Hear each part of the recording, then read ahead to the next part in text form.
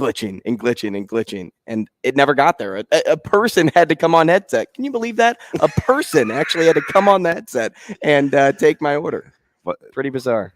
Was it Tony White at the DMV? It was I'm Tony. done. Let's go. That's how I felt. He actually does I like him because Coach White, because he's like underneath all that, he can be pretty personable. Oh, very much. You so. know, because you know, yeah, you know. So the demeanor, big guy, it's like wouldn't expect a kind of doesn't little softy underneath. Yeah, right? Doesn't it change expressions a ton? I'll be curious to see, who he lights up. In practice, or what the approach is, right? Yeah, maybe next week is going to be interesting. maybe he's not a light chip kind of guy. I don't know. What do you think Garrett McGuire is? Like, do you think he's the guy that's going to drill you? No, I don't even know. Like, if he I'm sure he has it in him, but like, what would that look like? That's what I'm saying. Like, I could see Evan Cooper being passionate, and his passion coming across as being like he's raising his voice, raising his tone. I could see that a little bit with some other coaches on the staff. But with McGuire, I don't know. It's interesting. That's a good question, because I've seen some different styles, right? And sometimes it doesn't have anything to do with age. I remember Joe Pendry, an OC that I had in Carolina. He was an older guy, real sarcastic, real cynical. Not super, I wouldn't call it. He wasn't like mean spirited. He's had a little drawl. So it was like, I took him seriously, obviously, because he controlled my fate. But in conversing, like my running backs coach, one of them, Chick, was a little younger. I mean, he's a little mean, ornery son of a gun, right? So it's like, you try not to fall in love with, well, they're this old or they look like this, so they'll act like this, because it can be really, really different. Coach Brown, super kind, Coach Osborne, different sarcasm. Coach McBride, extremely mean-spirited. Kevin Steele, we just had some guys. It just depended on the personality. Yeah, so I wonder, but I would say this about McGuire. I wonder, like, if he barked at me, like, how seriously I would take it. And that's what I was kind of like getting at when I said, hey, how old's McGuire again? 24? Is he only 24? I think so. Yeah, he's 24, right? 24, maybe 25. And he looks like a young. Like, he looks like a kid. I'd even question if McGuire like came to Westside one day for practice and yelled at like a wide receiver at Westside. If a high school, and maybe that's not his style, right? And it's probably not. Maybe it's not his style. I coach with a couple of guys that don't normally raise their voice, and I'm just like, that's interesting, just to watch. You're never really somebody that raises your voice either, though, but you're just loud. About 3 or 4 times a year. Just depends on how aggravated I am. I have that ability. It just depends. But it's more to get your point across. Like, yeah. When I saw you coach, and of course it's loud, as you guys are going through the playoffs, but it's very intentional, right? Like, hey, get to 45 or get to the face of 2. Like, I'm not. You get their attention by yelling, but then you're like, you're using gestures, hand motions, and things like that. It's very direct. Right. I remember I watched a couple of practices. Nebraska had a guy, Phil Omation. He's a DB coach, and I used to watch him. They had a couple guys. I won't call everybody out, but sometimes I'm like, he's just yelling to be yelling. You know what I mean? Like, you ever been around those guys? Had a coach like that. It just. It's not even productive. Like, you're just like, you could have saved that. Sorry. 8-5. And it's just like, what? Throwing a tantrum on the sideline. But I could imagine the first time Marcus Washington, he's like supposed to sit down on a little square end, wants it to be a hole throw. And McGuire's like, hey, now, because everybody's different. And I should be the last person joking, because even a guy like Coach Osborne, He wasn't cussing. He wasn't raising his voice. But for whatever the reason, he got his point across. Well, it's because so of it mad can respect. it can happen, right? Yeah. And I guess that's where you have to start. So hopefully, whatever the culture is, helps autocorrect, because you want the type of culture where if you get a little bit out of pocket, you're uncomfortable because it's so out of the norm, right? Like that's really what you want. Like you want people looking at you like, hey man, we're not about that life. Like, Right. get control of yourself. Yeah, and I'm sure over the course of the first few months, it's been easy for these players to kind of see what they're going to get once spring practice rolls around out of their coaching staff. And it's, like I said, it's different strokes for different folks. I said this a couple years ago at Westside. I said, this is the first time we're going to go through a whole year of practice without one skirmish, one fight, one argument. I'm like, listen, not one. No drama. Not one. Not one drill where you got to go in and break it up and say, hey, cut it out. I was terrified, man, that we weren't going to be very tough.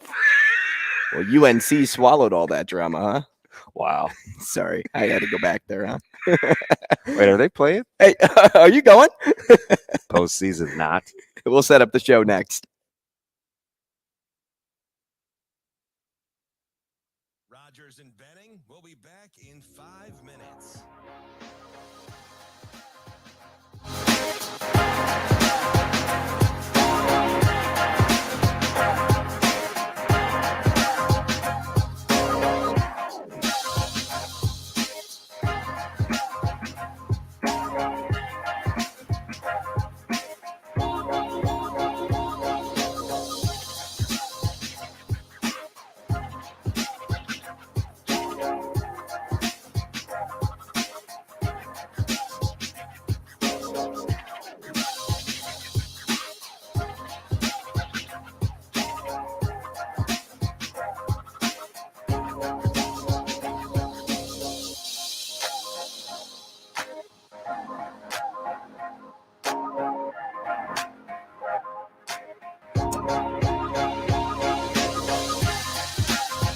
Rogers and Benning will be back in 4 minutes.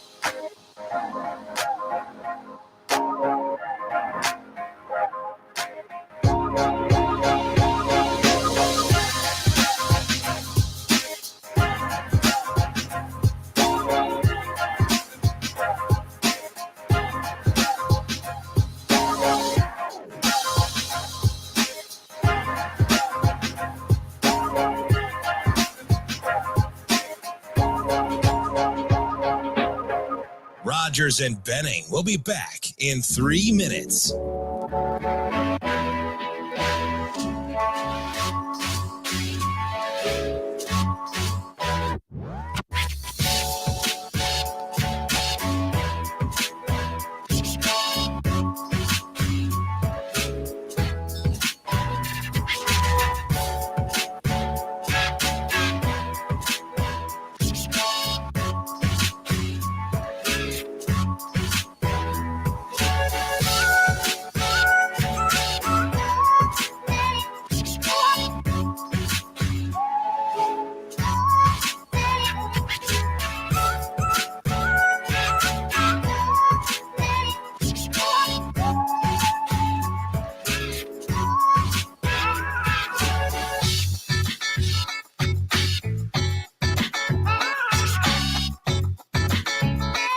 Rogers and Benning will be back in 2 minutes.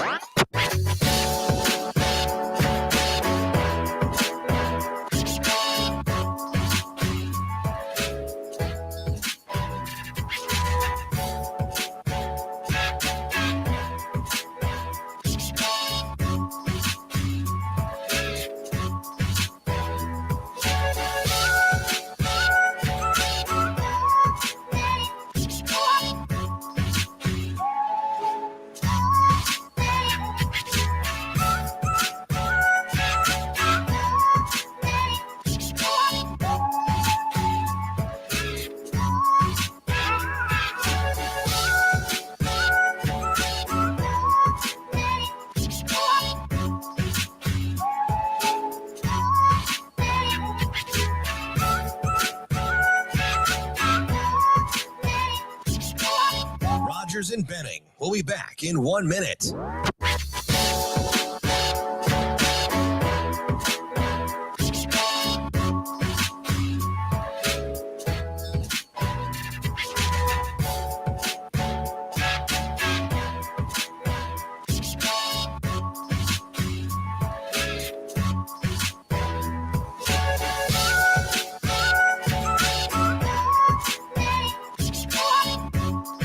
Rogers and Benning will be back in 30 seconds.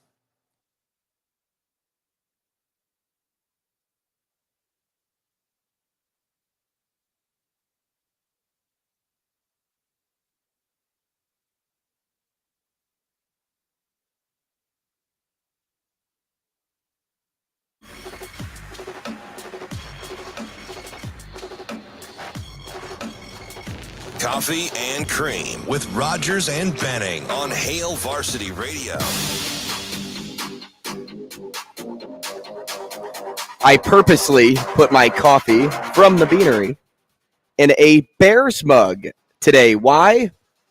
Well, free agency opened up yesterday, and there were a lot of moves. Yeah, we'll in a short amount of time, there were a lot of moves. Are we going to act like tampering isn't a thing? Tampering is absolutely a thing, Okay, except if you put legal in front of it, I'm people just think trying it's to okay. figure out, like, are we? It's just funny how what they want to call tampering and what they don't. But when we talked to Mr. Arkush, and when is that, Shane? Is that in the 9 o'clock It is hour? at I know, 9:45. I tweeted the lineup out. It's funny. We were talking about security issues and stuff, and T-Mac's going through a deal with his phone and, you know, the right names on the accounts and trying to change things over. And Lord knows everybody's had that deal. And I told you off air, like, I think part of the reason, because what I've noticed the last couple, 2-3 weeks with my phone, even like sometimes when I voice text, it won't give me spaces anymore, or I'll get like question marks or random punctuations even in the voice text. So I was a little upset couple of days ago, and I'm like, gosh, man, I got to go back and double check, make sure I hit send, and it's like delayed, right? So I'll say it and it takes like a second, but do you know what I think it is? Because sometimes my screen stays dark even though I just got this phone. I think it's because it's too cold in my room. So I think it like takes, but I've ordered I haven't completed the order, but I get the free upgrade. So I can get the new 23 because this phone is paid for. Or I can go to Apple. Do I take? Come join the blue team. Do you know what I need you to know? I need you to go be a Berean, right? Do you know about the Bereans? They're very inquisitive. They ask a lot of questions biblically. I always tell people, go be a Berean, right? Do your own homework. Do your own investigating. I get approached once a month when I go to Costco by this new phone plan that Costco has. It seems unbelievable. Which everything does. Hey, no, listen. Like, this dude was running numbers for me, and I was like, is this too good to be true? Well, no, through your membership. I want to know, 888-638-4876. Does anybody have their phone service through Costco or Sam's? And so what's legit? Unbelievable about it? So literally, like, just the buyout, the swapping out of the Mhm. phones, and I'm in a good spot with where we are with our phone situations. I mean, it's unbelievable. It is with Sprint / T-Mobile, right? And so two different people have done it, and I've let them get all the way through the final pitch, but I'm kind of shopping, and I'm always by myself, so it's like, man, I'm just trying to jog in, jog out, right? I'm like, do I do this? But it seems like I'd be saving like $240 a month. Okay. Now, I mean, you're basically cutting everything we have in half. Worst case, though, if you do pull off a move like that, here's what I would caution you is the more you pay. Go ahead then, Yoda. Right. So Verizon is what I have. Okay. Why do I have Verizon? Well, Verizon's one of the more expensive phone carriers, but the connection, the signal, anywhere I go, normally it's either even if I'm in the middle of nowhere, I can get a bar, maybe 2. I know so many people that downgrade their plan. I'm not that guy. Like I go 3 hours west, and it's like, ooh, another dead spot. So you have that on your phone. So I mean, if you're used to that, then it sucks. Okay, well, that's what I would worry about if I took a plan that saved me $200. Like, how's my service actually going to be? The provider's it's a legit provider. I think who's Costco through? AT&T? Oh, if that's the case, AT&T is one of the top ones. But I can't remember. So I know, if it's T-Mobile, run. Dude, I have T-Mobile. Yeah, run. Get out of there. Run. So are you hating on T-Mobile too? Yeah, Ashley has T-Mobile.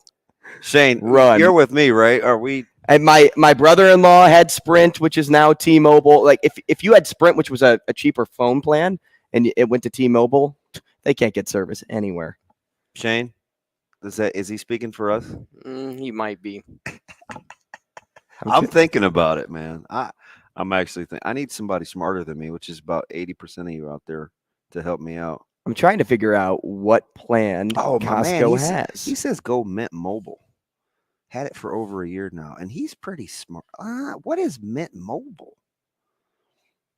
What is Mint Mobile? I've never heard of that. Yeah, I may have to hit him up. I'm always open. I just don't want to be that guy that's like feeling like I'm back in Little House on the Prairie, man, and I'm talking through like string and a cord, right? But the savings that they punched up was ridiculous, and my membership's about up at. Like it's going to auto renewal, and I can't remember what member I am, but it's a good one at Costco.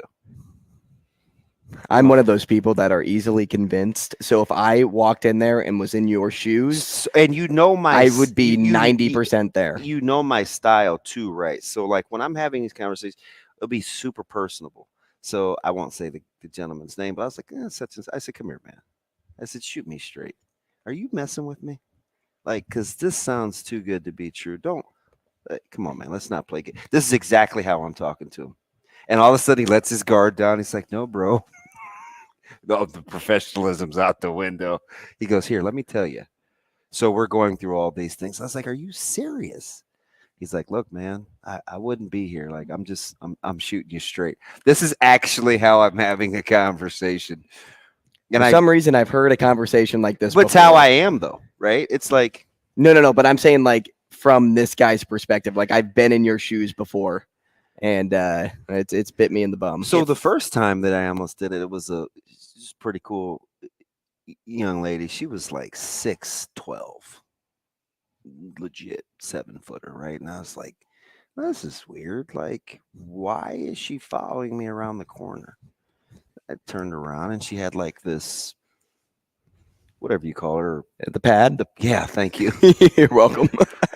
And I'm like, she's like, hey, I noticed you're walking fast. Are you avoiding us? Like she broke the ice with a joke.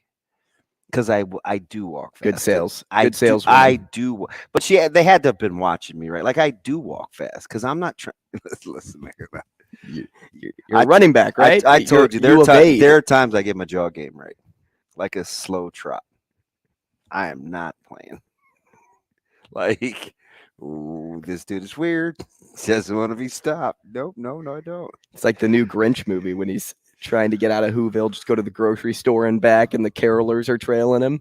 Is that what it's like at Costco? Jesse's driving me crazy. He said, man, how is your bill that high? We got T-Mobile Sprint with 4 phones, unlimited, everything for $150. Yeah, I'm doing it wrong. Wow. Because the dude, he looked at me, he goes, are you serious? Well, they have different levels there for T-Mobile Sprint, as in like the upper tier level that you can get the better bars and stuff cost a lot more than the lower tiers. Which this guy might have the lower tier. Jesse seems like a guy that knows some things. That's how much he pays for his phone bill? Dude, that's ludicrous. There's a trick to it. That's absolutely ludicrous. See, I'm still on my parents' plan. Thank goodness. Thank goodness. Hey, man, you got to go. No. You're too old for that. No. I know people that are still like in their 30s. Hey, stop being friends with those people. I think Mike Sauter is on his mother-in-law. And I make fun of him too. Yeah, you're exactly right. He's a turd burglar too. Hey, how much does he pay? 0. Thank you. That's it. putting up the wall. I make fun of this dude. You just got me gassed up. Make fun of me all you want. I'll take anything, but just so you know, nothing's being taken out of here this after is what you're a month. looking at me wanting to say, right? Free. Yeah. Free. That's why you're mad. I am. No. No. Yeah. He said no. Yeah. Hey, Jesse or Shane. Jesse said he's not a lower tier guy. He's offended. I mean, we have to get I'm his just thoughts saying on Creighton they have tomorrow. different tiers there. So if I was you, Damon, I would probably just stick with the same type of I fun. don't know. I want to take somebody in there. You need to take somebody that doesn't have the same personality as you. Yeah. You need to take someone that's like very cut and dry, to the point, and can't be. And I'm not saying you're easily influenced, but as engaged. Like, I was engaged. You want it to fight. You want them to fight for you. Yeah. I'm like, come on, man. Like I would look at coaching, make sense of this. Like I look right? at coaching staffs. Yeah, right? make sense of this. I'm super hard on those guys and gals. We had somebody hit us up yesterday, and I was like, hey, man, the dates aren't going to work. Like, stop peer pressuring us. No, I didn't say that. I kind of caved at the end. And I was like, oh, we'll see if we can get there.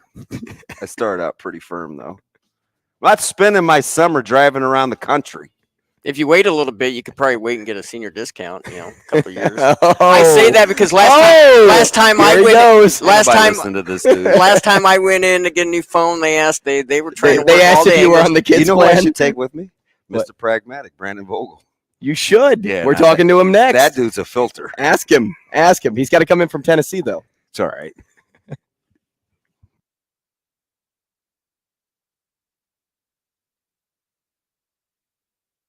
Rogers and Benning will be back in 4 minutes.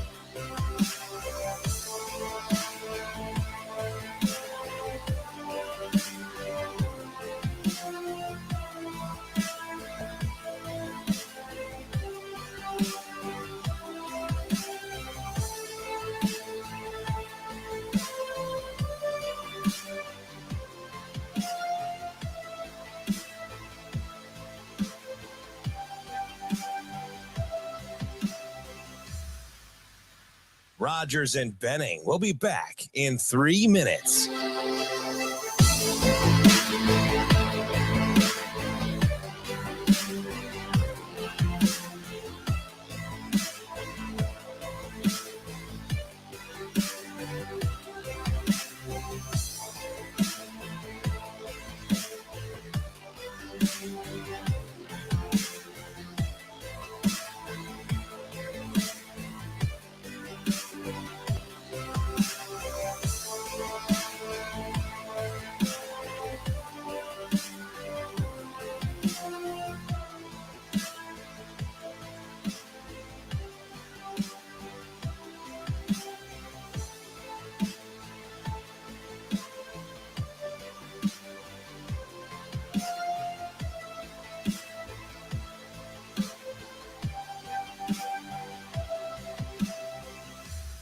Rogers and Benning will be back in 2 minutes.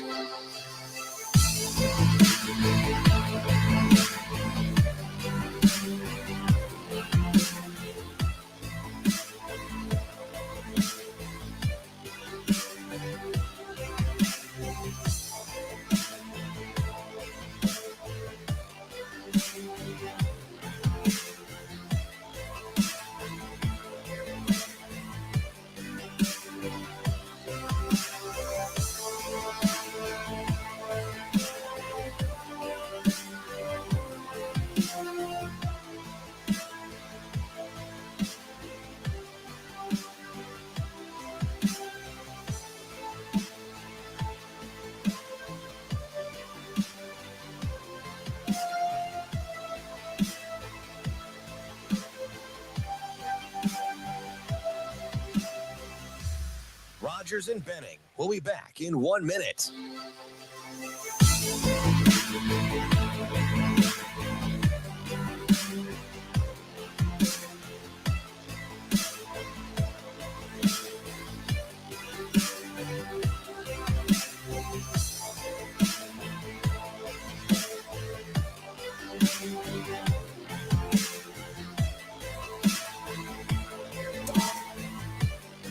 Rogers and Benning will be back in 30 seconds.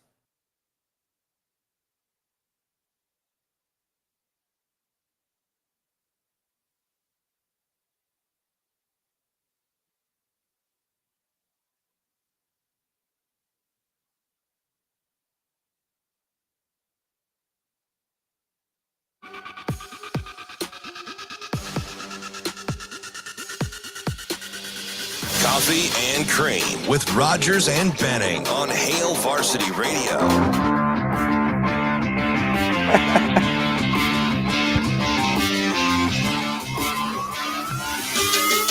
Welcome back. This is indeed a sports show. As DB said, we probably should do some sports now, and maybe Brandon Vogel can keep us in check as we welcome him into the show. B. Vogues, I don't know if you caught anything. He's been around me before. I'm kind of uncontrollable. I need a babysitter. B. Vogues, what's up, buddy? Hey, how are you guys doing? Good. Have you ever had anybody leave a note at your car that they have maybe caused some injury to the car? Injury, I said. Anybody ever injury to the vehicle itself? They're like, hey, Brandon, I dinged you. Call me. Does that happen? I haven't. And I probably wouldn't like it because most of my life is spent trying to avoid being on the phone. So we were just talking about that. Is that why you're on StreamYard? It has been a blessing as we have transitioned to this format. And I did hear your guys' conversation in the first segment, and I can offer you no help, Damon. I am a person who wants my phone to work and then never have to think about it again. So it's funny too, because when we were, we built this thing basically from scratch, right? Ton of high priced equipment. We're doing radio, and we're sitting in a meeting, and the smartest guy in the room, obviously, Bill, is like, we're talking about guests and the type of phone system we want. And he goes, just point blank, super candid. He goes, well, why wouldn't people just utilize a StreamYard link, right? Like, you can control this. Like, he just real bottom line. We're in control on our end. Yeah.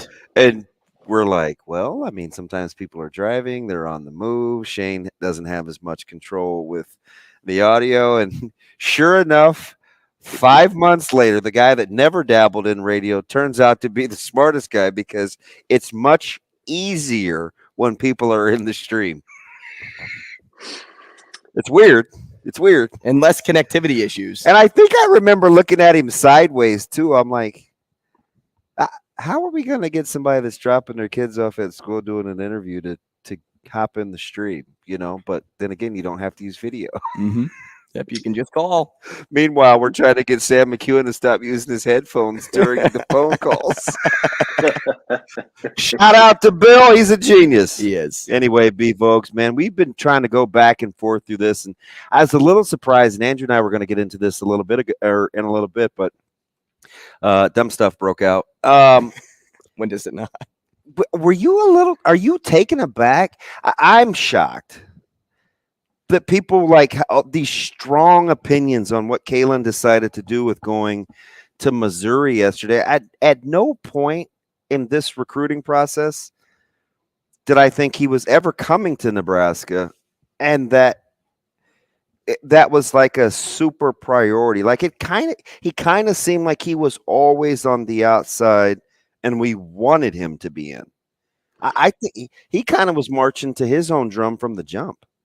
Yeah, I was a little bit surprised, and because I think from what I saw, at least, it may have gone a little bit beyond, not like too far or anything, but a little bit beyond just local kid not picking Nebraska, which we've seen more often of late, and I think we're gonna keep seeing it. When it still shocks me to see this much Power 5 involvement in the state of Nebraska for players. And I think that's, a little bit of me just being a little bit old fashioned and remembering how it used to be. But that's what it is now. And like, Nebraska is not a place anymore, the state, where it's just kind of like, well, there's a pretty high fence around the state. You got to climb over that to even get in the discussion. It's just not what it is now. But it takes a while to get used to, and I guess I can say that from personal experience. So I always understand why people are, like, well, shoot, if that guy's good enough to go to Missouri, why wasn't Nebraska more of a factor? And it's a complicated question to answer. Does it bother you? We talked about this yesterday, that the perception is, and the narrative is if you're going after a top flight quarterback, all other quarterbacks that you're recruiting have to stand down. Do you subscribe to that? I mean, that's what I hear. Well, I mean, it's hard on DK. It's hard on Danny because, well, he knows that they're going after Raiola, right? I just hear all the scuttlebutt. Do you want your quarterbacks dictating who's and who isn't being recruited? And maybe I probably wouldn't love it if I were a head coach, but it does seem to be how it operates. And I think it's why we see quarterbacks commit so early. Everyone's like, hey, if I'm your guy, then let me get in, and know that probably shuts things down for the rest of the recruiting cycle. It doesn't seem like kind of a healthy recruiting ecosystem for anybody, players or coaches. It's just kind of how it's gone. And, quarterback's one of those where you can get so much specialized training at a young age. I think it's just gotten even more sped up in a sped up recruiting world than most other positions. And it makes for things like this where, Danny announces his commitment date, and I'm kind of like, even, knowing that Nebraska it seemed early. Yeah, it seemed early, and I was like, well, Dylan Raiola hasn't decided anything yet, so I guess that pretty much takes care of that for Nebraska.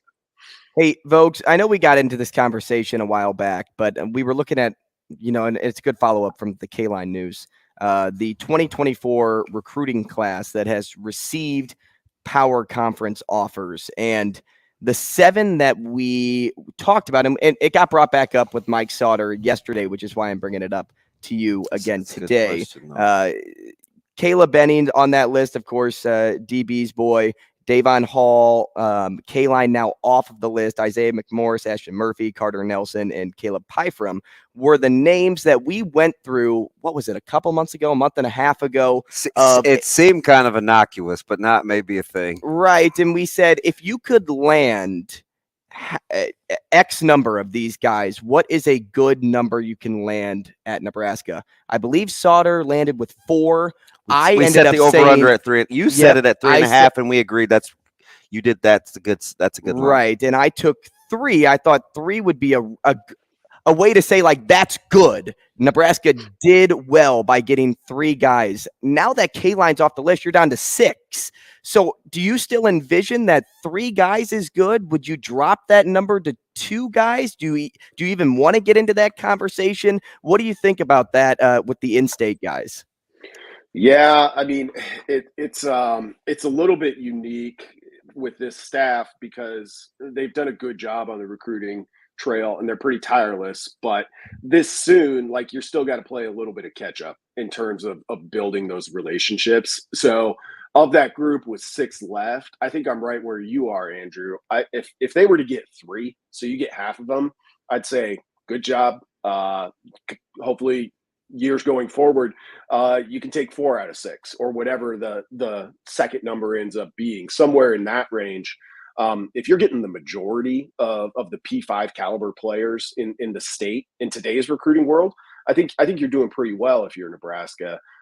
It's just tough with this one because the staff's been on the job for a little over 100 days at this point. Does it worry you, though, that and sorry to cut you off you're here. Totally good. Does it worry you, though, that there's some names on this list that I just gave you that you can already in your mind check off saying, like, hey, I don't see any chance in the world that they're going to land at Nebraska. So now who is that? So I think McMorris isn't going to end up at Nebraska. And I think Hall isn't going to. I really don't think a Bellevue West athlete in those 7 are going to end up at Nebraska. So by already limiting the options there, now you're down to 4 instead of 6, and you're still wanting to land with 3. That's where my worry came in again. Yeah, I don't think it's. I mean, it's certainly not ideal, but again, I think that kind of goes back to for me. I guess the mystery of like, hey, would it be different if they had more time? If these coaches specifically had been in those high schools when those players were freshmen or sophomores, and it's impossible to answer that. I guess maybe where I'm landing, like if Nebraska were to strike out in state, that would certainly be what happened here. Maybe it would even be that at one player. But there's always kind of the unanswered question of like, hey, was there just too much ground to make up with these guys? Which, I don't mention to give the staff an out. And I'm sure they probably wouldn't want one. It's there. I think it's kind of a factor here. Yeah, and it's interesting because everybody's different. Because this is my own house. So Caleb loved Coach Chenander, and that's another wild card. He's a big Coach Chenander guy, and he was a big Coach Fisher guy. But they actually got back in. Nebraska's made up ground actually with him, and he's a big Mickey guy. So for him, I'm pretty impressed. I'm like, well, shoot, they're right back in it. Like this is good. I think for Ashton Murphy, hey, this is the most attention he's seen. That's good. So I think for each kid, it's a little bit different. It's had a positive effect, I think, in my household because they didn't just make up ground; they made it okay that those other guys left. And I think I can speak for Murphy too, right? Like this is more attention than he's ever gotten from the university. Yeah, it's interesting. It would be impossible to kind of pull all the data together. But my experience with Nebraska prospects, most of the time is, I get it if a guy was like, hey, I thought I was in, they changed coaches and I'm not even going to mess with it. But it seems like those players and those prospects who do give kind of new coaches a chance, it seems to work out positively. Yeah. More often than not, whether or not they end up going to Nebraska. I don't hear from a lot of players who come away and be like, yeah, I love these other 2 guys. The new guys came in. They're nice, but just wasn't for me. Brandon Vogel, appreciate your time this morning. Thanks so much. We'll talk again next week. Thanks, B. Have a good one, guys. Sports Six Pack and more up next. Rogers and Benning will be back in 4 minutes.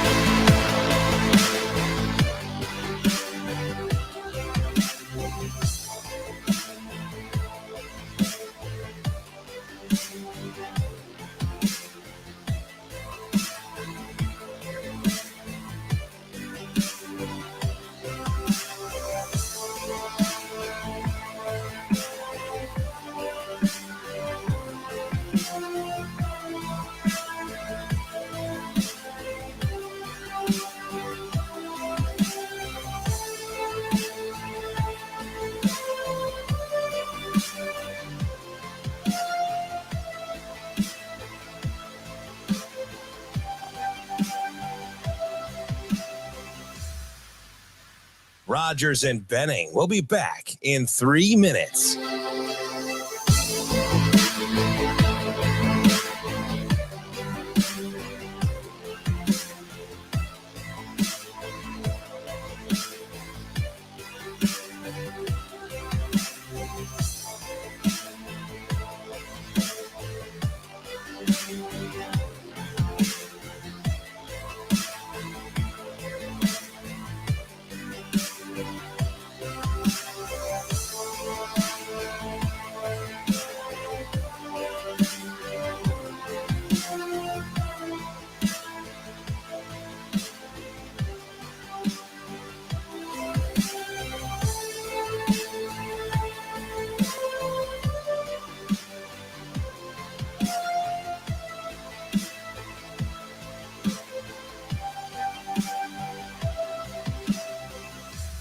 Rogers and Benning will be back in 2 minutes.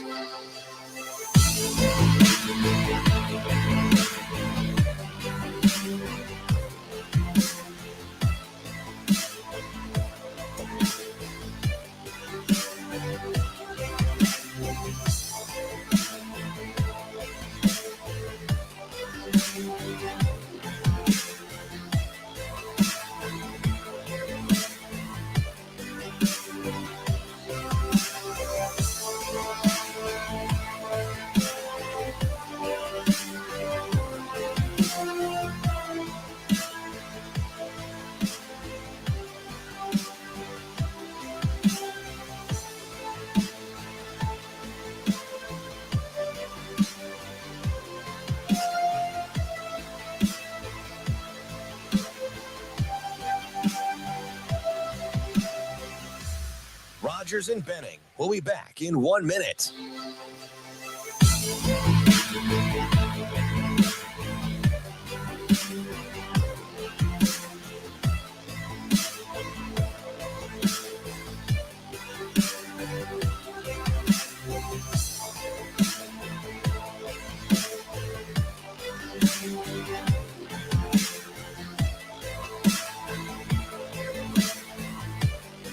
Rogers and Benning will be back in 30 seconds.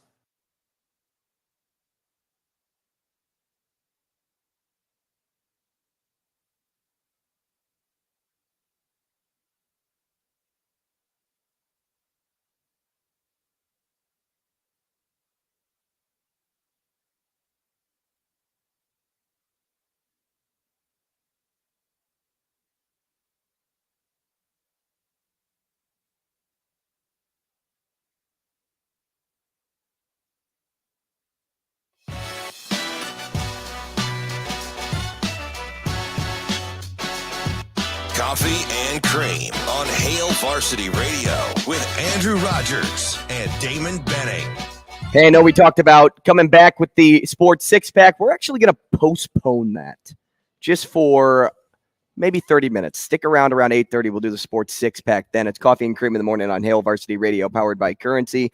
He's Damon Benning. I'm Andrew Rogers, and we are live from the H&H Chevrolet stage at Hail Varsity Club. Before we get into a point DB wants to bring up, I want to remind you, Joel Lorenzi coming up at 8:45. He is the Creighton beat for the Omaha World-Herald. And then we'll follow that segment up and talk to Rob McLamb. He is the NC State beat writer for Inside Pack Sports. So we have that matchup breakdown coming your way at 8:45 and 9. So stick around there. Yeah, on the heels of spring ball coming up, obviously, be down for a ton of practices. We're talking about recruiting and on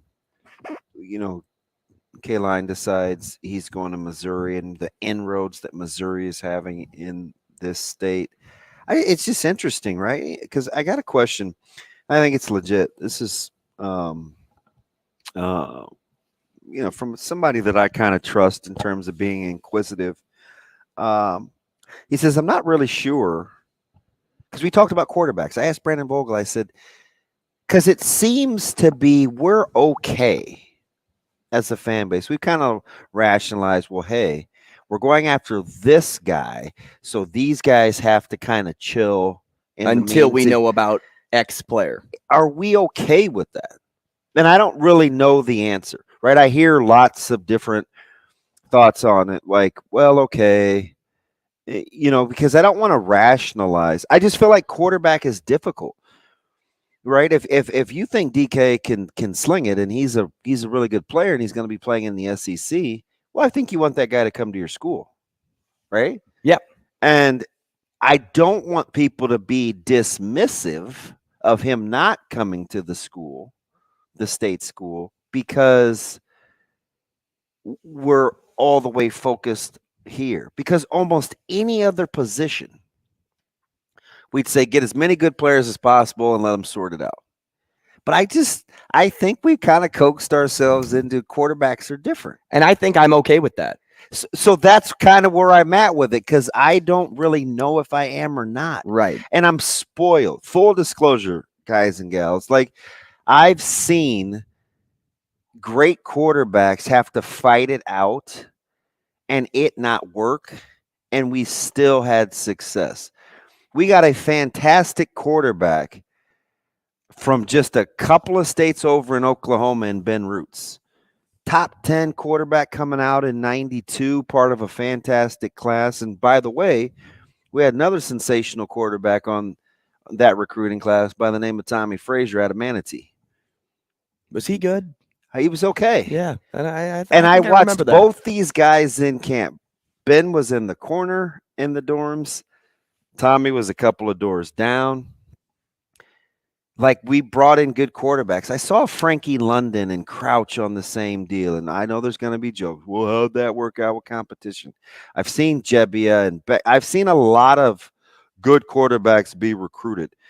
So I'm like, have we convinced ourselves that these guys are different, only get one or two, or do we subscribe to how we used to do it and bring in a couple a year? I think you have to recruit a quarterback every year. And I think so too. But I think at the same time, when you go after a recruit like Raiola, you're okay with him being the guy and only the guy for the time So being. are we cool, like, if Nebraska has a backup plan, they're just not telling us? Yes. And I think that's what you just have to put faith into. Yeah. That this coaching staff knows what they're doing, and they have another guy waiting in the wing, and they're okay with missing out on a K-line or somebody else that chooses to commit a little bit earlier because they have a relationship with somebody else that they know they can wait on. If they knew they couldn't wait on a certain player and they're like, hey, if we don't get Raiola, if we put all our eggs in this basket and we don't end up with him, he goes, say, to USC, because USC, I think, is actually a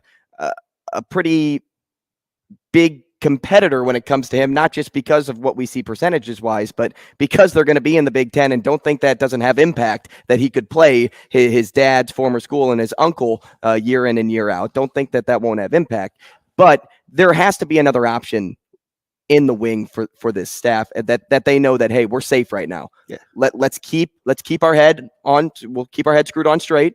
We know what we want. We know the vision. If it doesn't work out, here are our backup options. And we were talking to Brady Oltmans yesterday too, and he said that if a high school guy isn't available, Matt Rule's not afraid to go to the portal and try to make something else work. Interesting. So hold that thought, because if I lose it, bring me back to that. So a couple weeks, this is about a week ago, my guy Lance, not Michigan Lance, my buddy Balk Dog, he was asking me, did I buy into the silent commit thing from Raiola, and was he in? And I gave my responses to that, and he said, well, it's just interesting. We're not recruiting outwardly a lot of other quarterbacks. Like, are you kind of concerned by that? And they said, well, I can't remember what my exact response was, but basically I was like, well, I wouldn't assume they're not recruiting anybody. Maybe it's what you just said. Maybe they could either go get a guy in the portal. Maybe you could get another guy that you like. Maybe they have guys on the radar that they're being pretty candid with and shooting those guys straight. And occasionally you find kids that are okay with that. That'll say, oh, I get it. You're going after the number one target in the country, man. I'm here. I want to come to your school, so they know. Now, does that sound rational? No, but there are kids out there. There are. And maybe it's like you and Brady are saying. Maybe it's they'll go get another guy. I talked to a guy that I trust yesterday that said, hey, listen, I said, the DK thing is pretty interesting, right? We fall in love with offers, but then you guys are trying to downplay him because of stars. Well, he can go get another 3-star quarterback anywhere. And I'm like, hey, listen, we have to be kind of careful with that BS, right? Like, first of all, no disrespect to all my buddies that do the recruiting rankings, but I trust me at the end of the day, right? Like, I've played it, I've seen it, I know, I've done this for 20 years.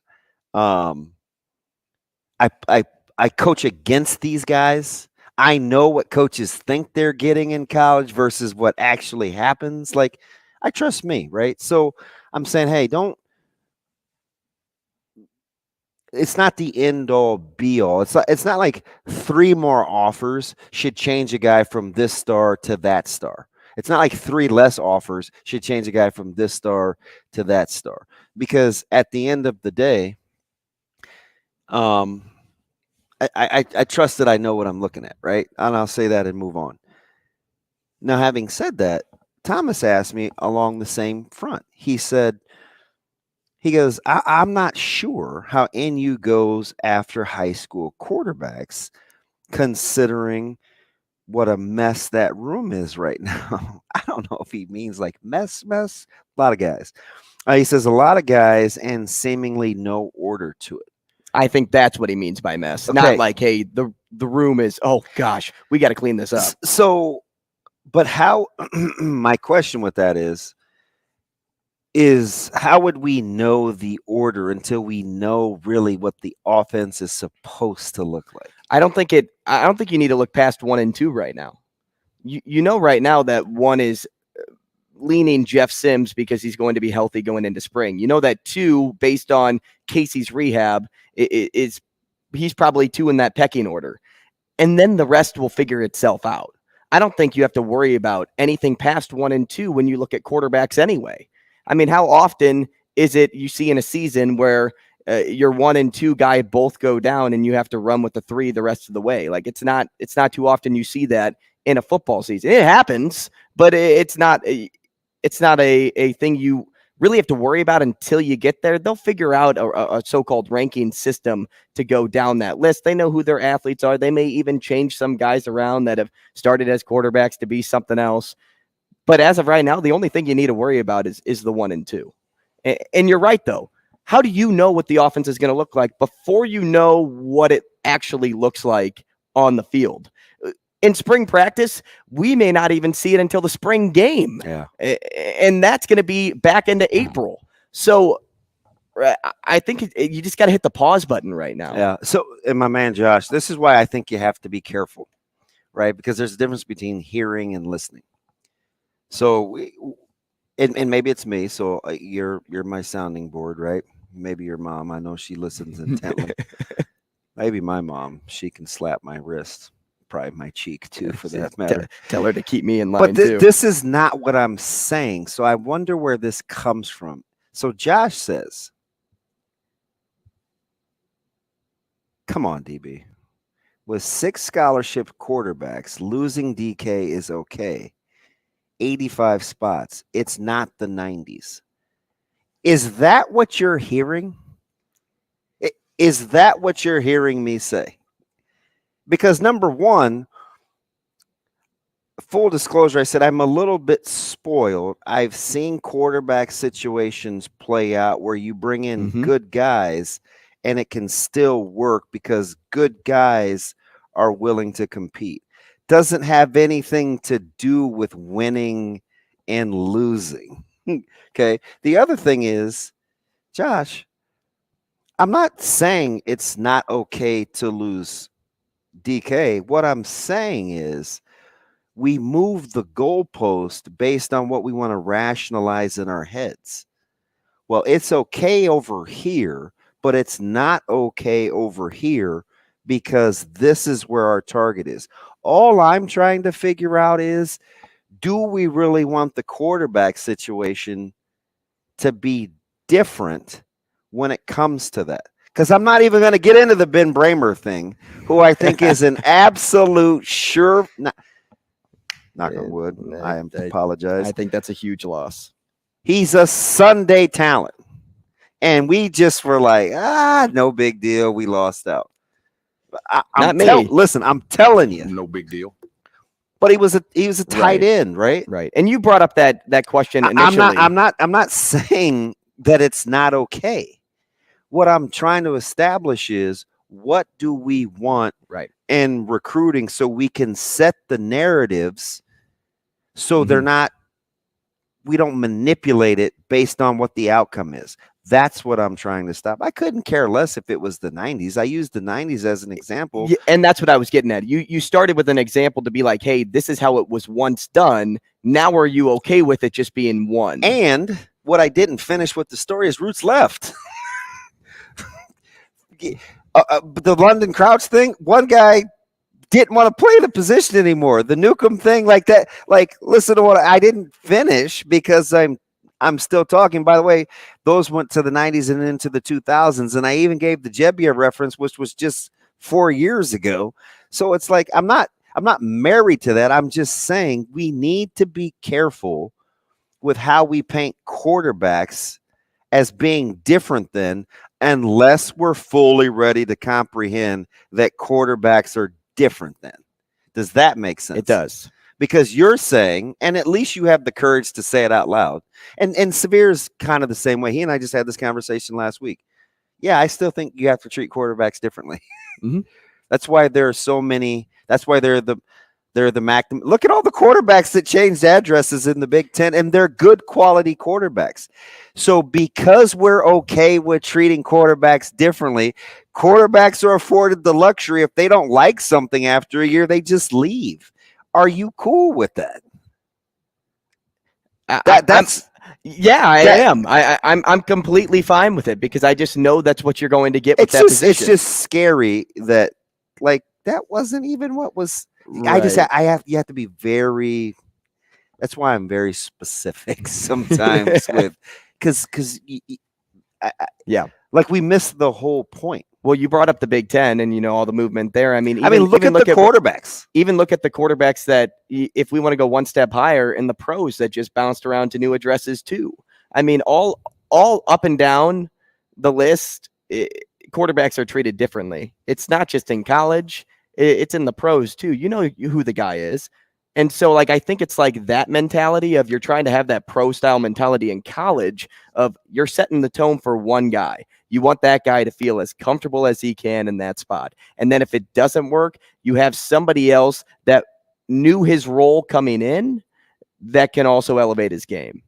And so that's why I'm okay with identifying the quarterback position as the sole position of being the one that you kind of, for lack of a better term, babysit, right? You kind of like, you give them a little more love. That's hard. I don't like saying I want them to play favorites by any means, but it goes against everything fundamentally that I believe in. And I get that. And you know what? And I'm willing to have you folks say, man, come on, like, it's just different. But I just know there are games that I know I have a better chance of winning than losing, because of how the quarterbacks are treated and what their mentality is. Mm-hmm.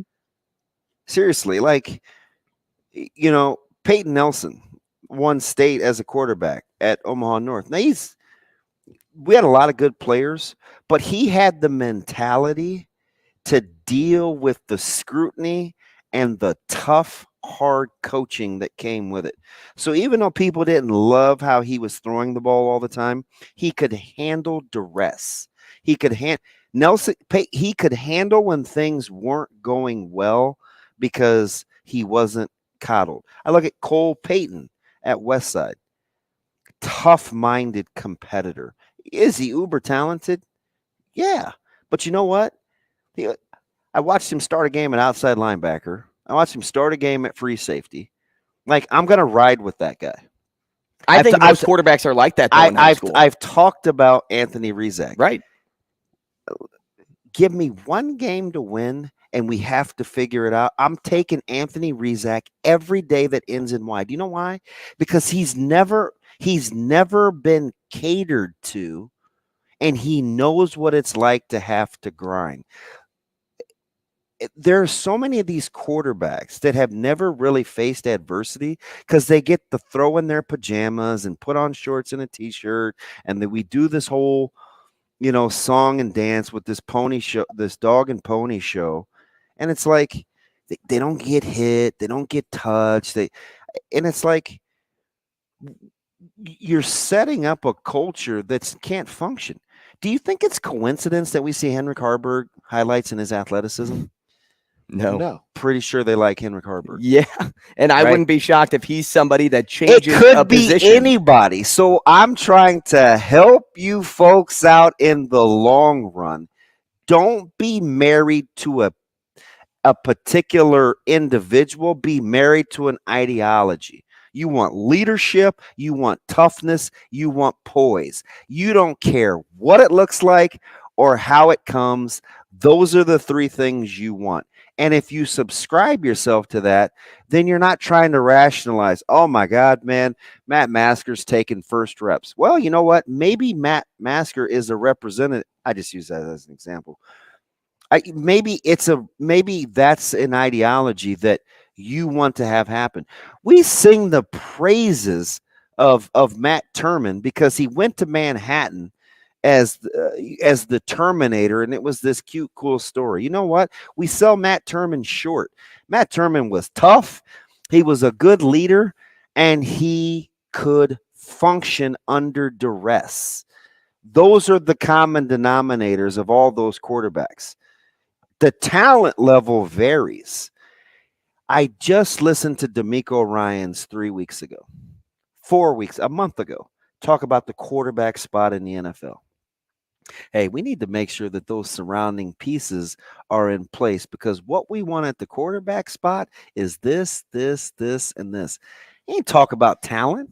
He talked about what he wanted the position to embody, right? Like, You need the talent to come with it. sure, you need a certain baseline of talent. Yes. Outside of that, it's up to you to have your culture and your roster built a certain way. What I hear yesterday, a big tool belt to be a quarterback. What I hear yesterday, 49ers signed Hargraves. You know, what is San Francisco Which doing? is ridiculous. Their defensive line is so good. So do you know what they're allowing themselves? Margin of error. They're allowing themselves room for error at the quarterback spot in terms of talent. The quarterback spot has to look like isn't the answer. The quarterback spot has to look like this, and this. We'll figure out the rest. Not enough people do that. Now, you can look at me and be like, oh, what are the 49ers winning? No, they win a lot of games based on what their culture is. If they ever get over the hump at that spot, well, then I guess. But there's lots of other teams that have better talent. San Diego Chargers. Need I say more? Los Angeles. Yeah, I need to say more. Los Angeles. We've seen talent, right? I've said this about Kirk Cousins. If Kirk Cousins has a top 15 defense, we're looking at Kirk Cousins differently. But do you look at him and you're like, ooh, that talent? You know I don't like Kirk Cousins. Well, but I also know that you like Fields, and when Fields was coming out, oh, man, that talent and size. Now it's, well, he may not be able to do this, he may not be able to do that, but, man, I'm tickled that they built this around him so he can do this. Mm-hmm. It's like we moved the goalposts based on whatever it is we want to happen as opposed to just making it easy on ourselves. What components do I want in that position? Start there. If you know what components you want in that position, it's a lot less stress on your ticker, and your team will start to look a lot like you'll be able to put it together. But we're letting ourselves off the hook by making all these excuses based on the individual that we get or don't get. And I'm not going to let folks off the hook and just say, oh, man, that's what fans do. Then don't be mad and don't play the blame game that either we set the narrative or you don't know what to go. Like we're trying to teach you along the way. And it's up to other people to receive it or not. I'm just saying you have to be careful when you move the goalposts for quarterbacks, because if that position is so integral, which we agree that it is, why can't we land on some sort of uniformity in what we want? You can't baby like the kid. It drives me crazy because I don't think that's what you want. I just think the quarterback all the time, and no matter the system, is going to be the favorite child. It's going to be the guy that, gets all the attention, gravitates more eyes to him. So because of that, that's why moving the goalpost for a quarterback is okay if you make the system work for that quarterback, because you did invest so much into putting him in that spot to be touching the football over 50% of the time. I mean, but you bring up some good points. I think when you brought up all of the other things that come along with it outside of pure talent, that all has to be there. I mean, I remember watching Cooper DeJean in high school, and this is a kid that went to not play quarterback at Iowa. He's a defensive back. Mm-hmm. but he may be the quarterback of that defense. Now, especially with Campbell gone, he may become the quarterback of that defense. Why? It's because, and you said the same thing with Rizak. I would take him in any instance because he checks more boxes than just talent. That's Cooper DeJean. He has more upstairs. He has more awareness, more IQ. You don't need pieces around him to make him work at his best. He's a great follow. So I sometimes I talk to this guy, Short Side Option. He's on Twitter, and I read a lot of his stuff just because I've followed him. Whatever. So he was saying these things about the quarterback spot that I was totally vibing with in terms of kind of what you want offensively, and all I could think of is, why do we keep getting enamored with talent and we don't look at the intangibles? Because we're getting ready to do it again in another draft, and we keep doing it. When should we be better? I'm dead serious. We're going to roll the dice on a bunch of quarterbacks when we know we just think it's going to be different. More CNC next. We'll continue the combo. Rogers and Benning will be back in 5 minutes.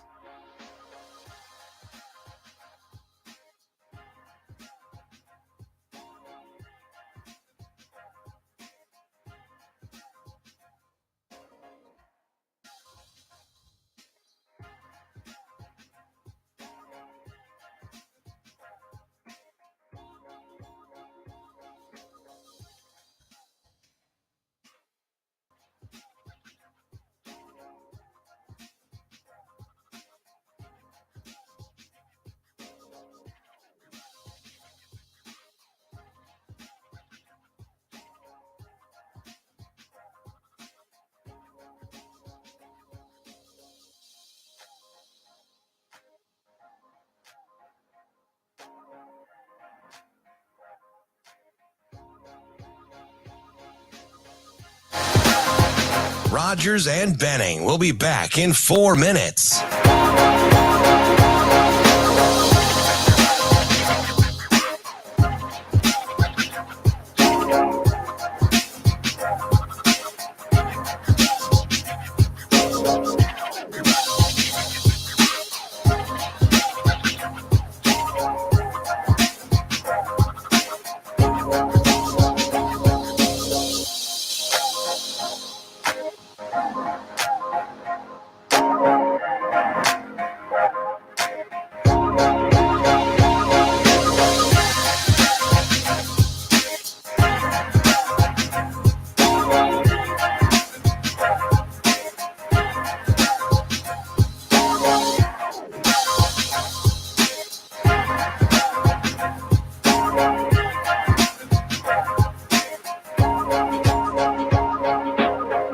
Rogers and Benning will be back in 3 minutes.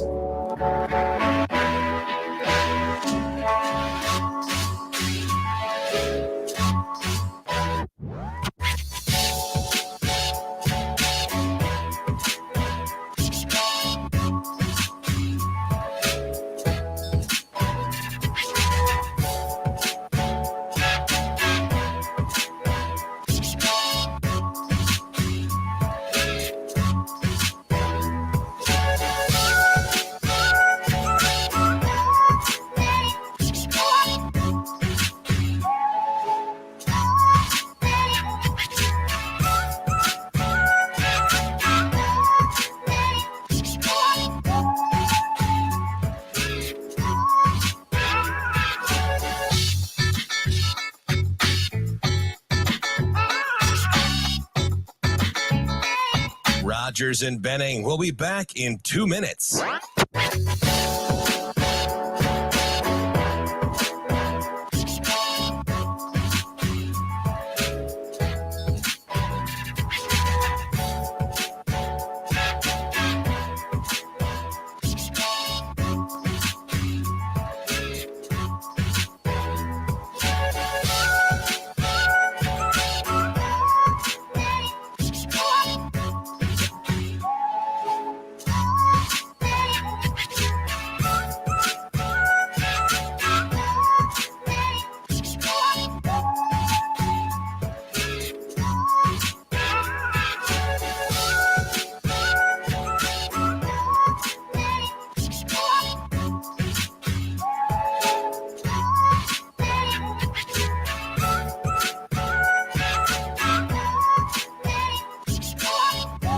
and Benning. We'll be back in 1 minute.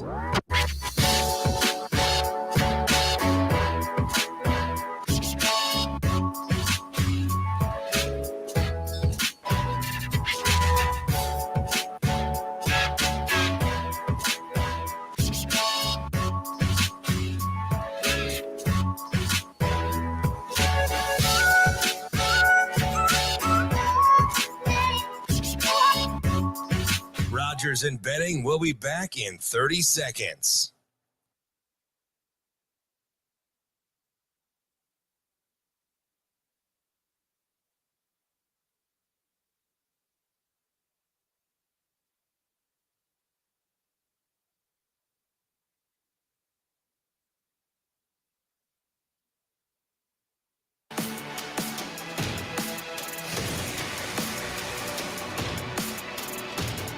Coffee and Cream with Rogers and Benning on Hail Varsity Radio. Anytime, any place I've been, anywhere, it's Nebraska. It's Nebraska football, and not only Nebraska football, but just they don't talk about wins and losses. They're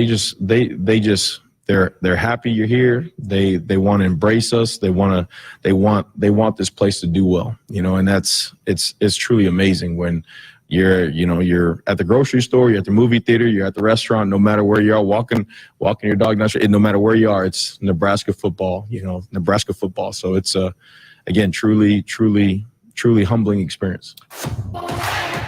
Tony White once again on Sports Nightly with Greg Sharp on the Husker Radio Network, giving his thoughts on his first impressions of Nebraska, his first impressions of the team. I love Tony White because I have started a good connection with him already. He's kind of like the first coach I had a connection with outside of my affinity for the young coaches on the staff. I'm done. Let's go. Yeah, it's kind of how I feel, right, Tony? But I will say this, Tony, I don't know if you hit the nail on the head when you said people don't care about the wins and the losses, because more people that I meet here every single season in Nebraska can't stand that this team isn't in a bowl game. Can't stand it. They would much rather be in the lowest of the low bowls just to say that we're playing for something. We're playing for a trophy outside of the Heroes against Iowa. They want that. There are so many people that do care. They love Nebraska football no matter what. Any day that ends in Y, it's Nebraska football here in the state. But you have to also recognize, too, that they actually do care about the losses. Mm-hmm. They do care about the wins. It was interesting, too, because listening to that interview in its entirety, and we appreciate the Husker Radio Network for the audio clip there. I wonder, and I don't know, I'm asking you because you're listening too. Do you think at the end of the day that's what he really meant? Or was the point? The point was everybody wears Nebraska. We live, breathe, sleep Nebraska football. Yeah. And I probably read way too much into But that I don't point. know, though. I don't know. Because believe me, you won't be the only one that heard that. I just say, like, in its entirety, because I think we're already going here, Drew Down, where it's like, what's a successful season? Our guy, Husker X, we've had, Jim and Minnesota, we've had these conversations with what would be disappointing and what wouldn't be disappointing. We had the conversation 3 or 4 weeks ago where somebody said, oh man, like if Nebraska goes 5-7. I think I said that. What was that you? I think somebody was sitting in this chair and I can't remember who it was. And I go, wait a minute. I think I said I'd consider 5-7 a successful Rule season because it's based on what Rule thinks at the end of the day. What was a success to him? And I sat up in my seat and I was gonna say something, and you go, "Well, I'm not saying Rule's saying that," so it kind of took my ammo away from me before I got a chance to say anything right. Because I was gonna say, but then I got to thinking. I was like, 5 wins, no bowl game. Like I can't get on board with that. But it's more wins than we've seen in over 4 years. So the real discussion is, it's not whether you and I argue whether 5 is good or not. It's setting the expectation level and adjusting accordingly. And it's because trying to figure out what success means. Low key, there's always a method to my madness, right? Like, I'm usually always building forward to something, and I keep receipts. So what have I been talking about this whole time since we've been together in terms of holding folks accountable? Because I ask it in all sports. I asked it in Creighton basketball. I asked it in Nebraska basketball. Hey, man, is it okay to adjust expectations real time based on what you thought you were going to get at the beginning of the season? Is that okay? I talk about it all the time. Why? Because it's exactly what we do in football when we rationalize a season. When we put parameters in a coach's contract and we can't agree if those are good or not. Get to a bowl game? What do you mean get to a bowl game? He only has to win 6 games. It's 5 minutes. Do you know what I prefer to start with? And again, it's kind of like the quarterback spot. Take the 3 things. I don't know a ton, but I do know how to keep my stress level down. And that's to stop fluid moving goalposts, because it just agitates arguments. I don't care if it's spousal. I don't care if it's father-son. When you situationally change expectations based on what's happening, it's going to be a problem. Well, I did that because, and then fill in the blank. Because immediately I'm going to say, hey, what is it that we do? What is it that we believe in? What's the core of what we represent? Pit it against that. Stop letting the environment dictate your behavior, because you're going to drive yourself crazy and you're going to turn into an excuse maker. Because the difference between an excuse and an explanation is accountability. So if we start with, which is what I am embracing with this staff, the words that they say in the common language. Why am I going back to this? Because I'm building a case. Common language builds in accountability. The staff talks the same. They're using the same keywords with the same shared purpose. So we can go back and we can say, all right, well, what did he say about this? Did he even bring up wins and losses? No, he talked about, how particular can we be? How much of an expert can we be? Can we take how important this can we practice take is? Can we take our competitiveness and be pay attention to detail? So I'm already building this thing in my head. Okay, that's not going to probably be a team that's heavily penalized. We're not going to be. Now am I extrapolating You're putting a little the puzzle bit together? But he's giving me context clues, so that way I don't have to look back and say, if Nebraska goes 4-8 or whatever, heaven forbid, I can pit it against what he said. Because I know it. Because I know what he's. That way, I don't have to change it. I don't have to get into one score loss talk. Because that drove me crazy. It drove me crazy for 2 years. Right. The more you talk about what you're not, the more you are what I'm looking at. Real people don't defend that. Hey, I'm not this. I'm not that. I'm not this. I'm not that. I didn't mean to do that. Well, then why are we having this conversation? Right? Because at some point, if I heard Nick Boss say this once, it was one of the greatest analogies I've ever heard. You may be late 12 out of 14 times with legitimate reasons. Hey, man, somebody was in the hospital. My cat died. I got a flat tire. At some point, you're just a person that's late. Mm-hmm. Yeah, even if you have an excuse, like a valid reason. At some point, you're just a person that's late. And so it's why I don't like the adjusting of the goals for quarterbacks. It's why I don't like the adjusting of the goals to rationalize what a team is supposed to do. So what I really embrace about this staff is, so far they haven't made it about wins and losses.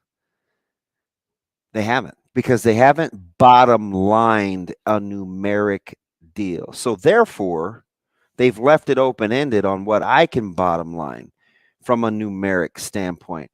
But I do know what I think it's supposed to look like based on what they talk about every day. And how can you make it about wins and losses until you actually see these guys on the football field? So I'm pretty sure they know what they're doing. Right.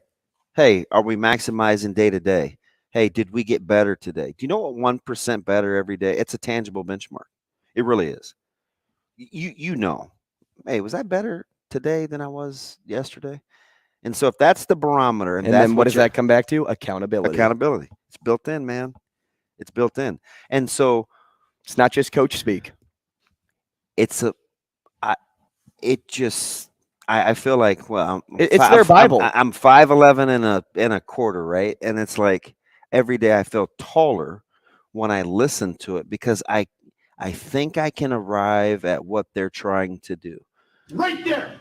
When you fall in love with the process on a day-to-day, the results will take care of themselves. Conversely, if you become so results-oriented, you either take the process for granted or you skip through it. You can't fast forward to a shared purpose. You can't. You heard me say this before? A lot of coaches want to win. You better figure out the steps it takes to get that ideology in place. I'll tell you what, though, if wins don't come, the fan base is going to start to become annoyed with all of these words. But he did say he'd own it. Right? Because of accountability. Joel Lorenzi next. Rogers and Benning will be back in 4 minutes.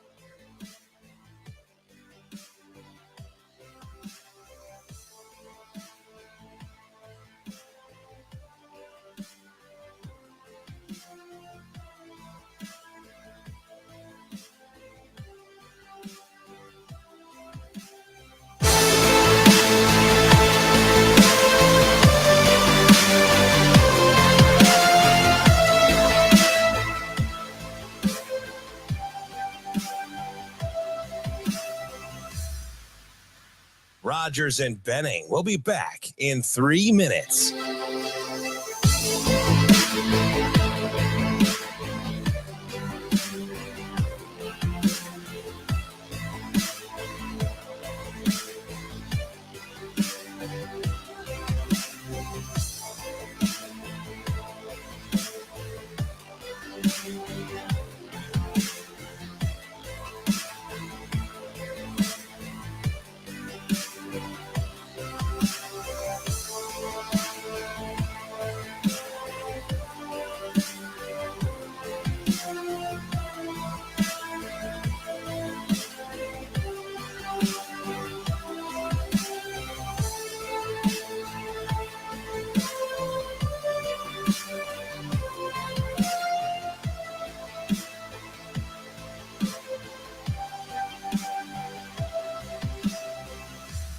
Rogers and Benning will be back in 2 minutes.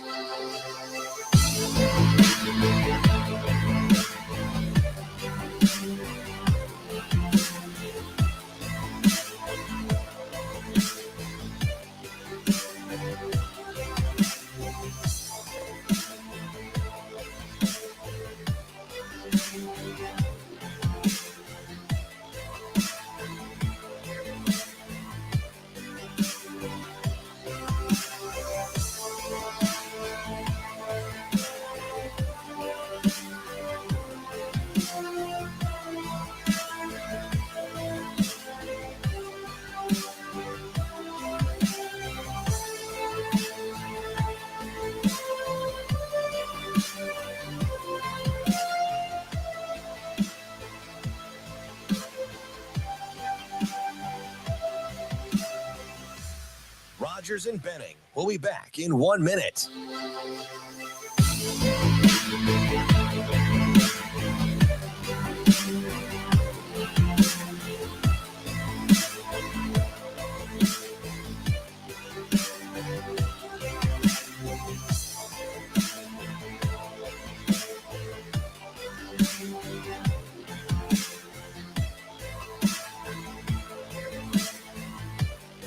Rogers and Benning will be back in 30 seconds.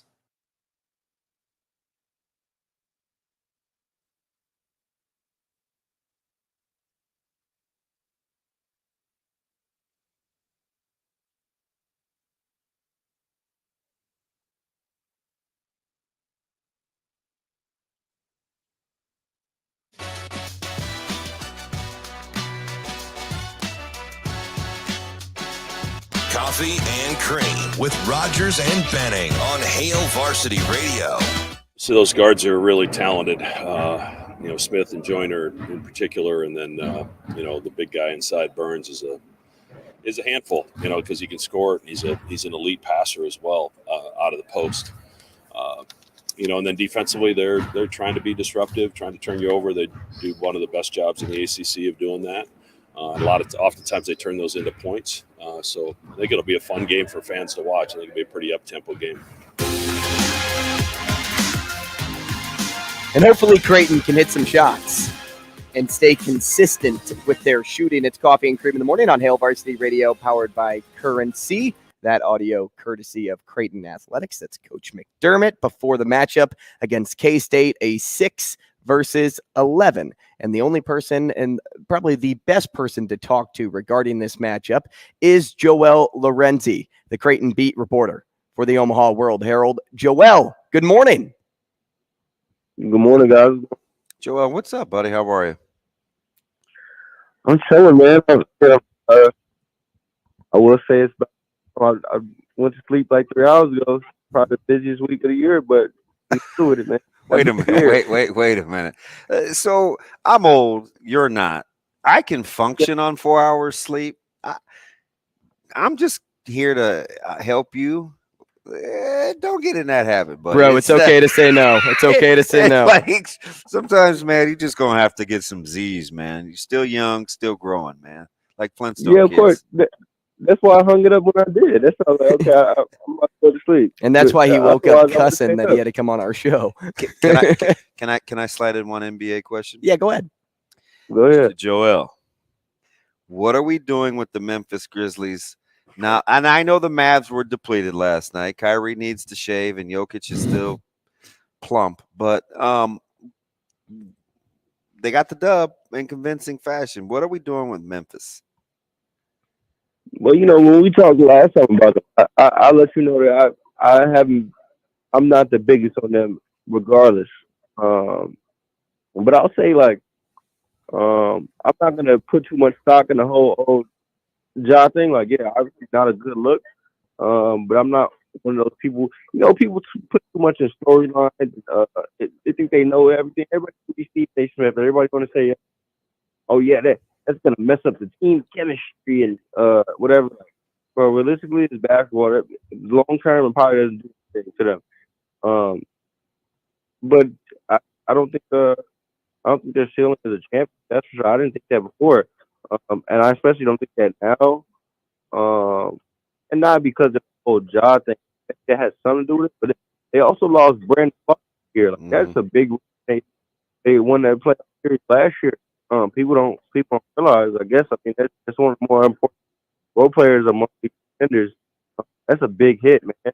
I don't see them going super far without him. Joel, let's change gears. Talk Creighton now. Picture this: you're filling out your bracket, and you get to Creighton. As we all know, that's going to be early because as humans, we move left to right. Top left of the bracket, a team that, if it was the start of the year, would be easy to pencil into the next round. But as you're about to write them in, you think about all the bad losses and the clunkers that have come along with this year. Do you believe the Jays are one of those teams people are going to overthink when it comes to filling out their bracket? Or do you think their draw will be fairly easy to predict what's going to happen in their matchup? It's some of both. I think this was one of the better draws they could have. At the same time, with the shape this team is in the past few weeks, even with a favorable draw, you got to think about. I'll say, I've seen a lot of national media pencil them in for, Sweet 16, Elite 8. I think I saw Matt Norlander put the Final Four. Don't get me wrong. That's their ceiling.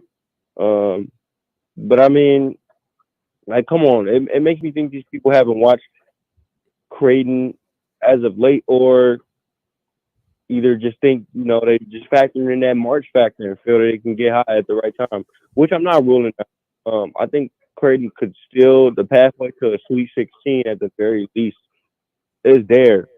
I just think, people thinking, and I won't even say thinking too much because I don't blame them. People thinking about the first round and a potential upset there has a lot to do with, you don't know what version of Creighton is going to show up. That's been a big problem all year.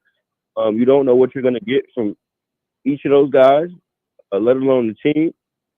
And their ceiling, and this has been the case the whole year, their ceiling and their floor, there's probably the biggest gap between those among any team in the country, especially any team in the tournament. Boy, don't I know it all too well on the local level. Joel, let me ask you something. And maybe this is because maybe I missed something. So this is the thing, but I keep hearing, and I heard it on 3 different shows where Creighton, I keep hearing the Creighton battling injuries, now healthy, Creighton. And I'm like, what injuries? I just listened to it last night on CBS, and I'm like, did I miss something? Are they going back to Call Kevin Kalkbrenner? Mano? Like, where did that narrative come from that Creighton is battling through injuries and now kind of getting healthy? Like, what did I miss? I know you've heard that because you chuckled. So yeah, I get it.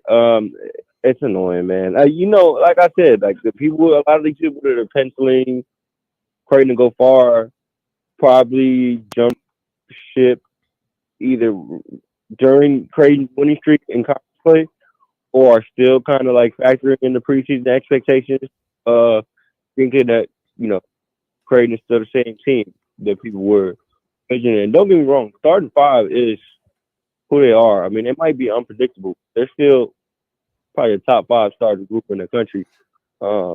It's just depth wise. We don't know what this team is.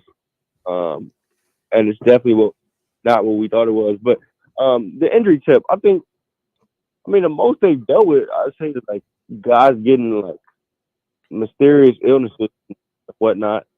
I know Nimhart said he didn't feel good for a couple of weeks, but he wasn't missing games. It was Farabello factored into.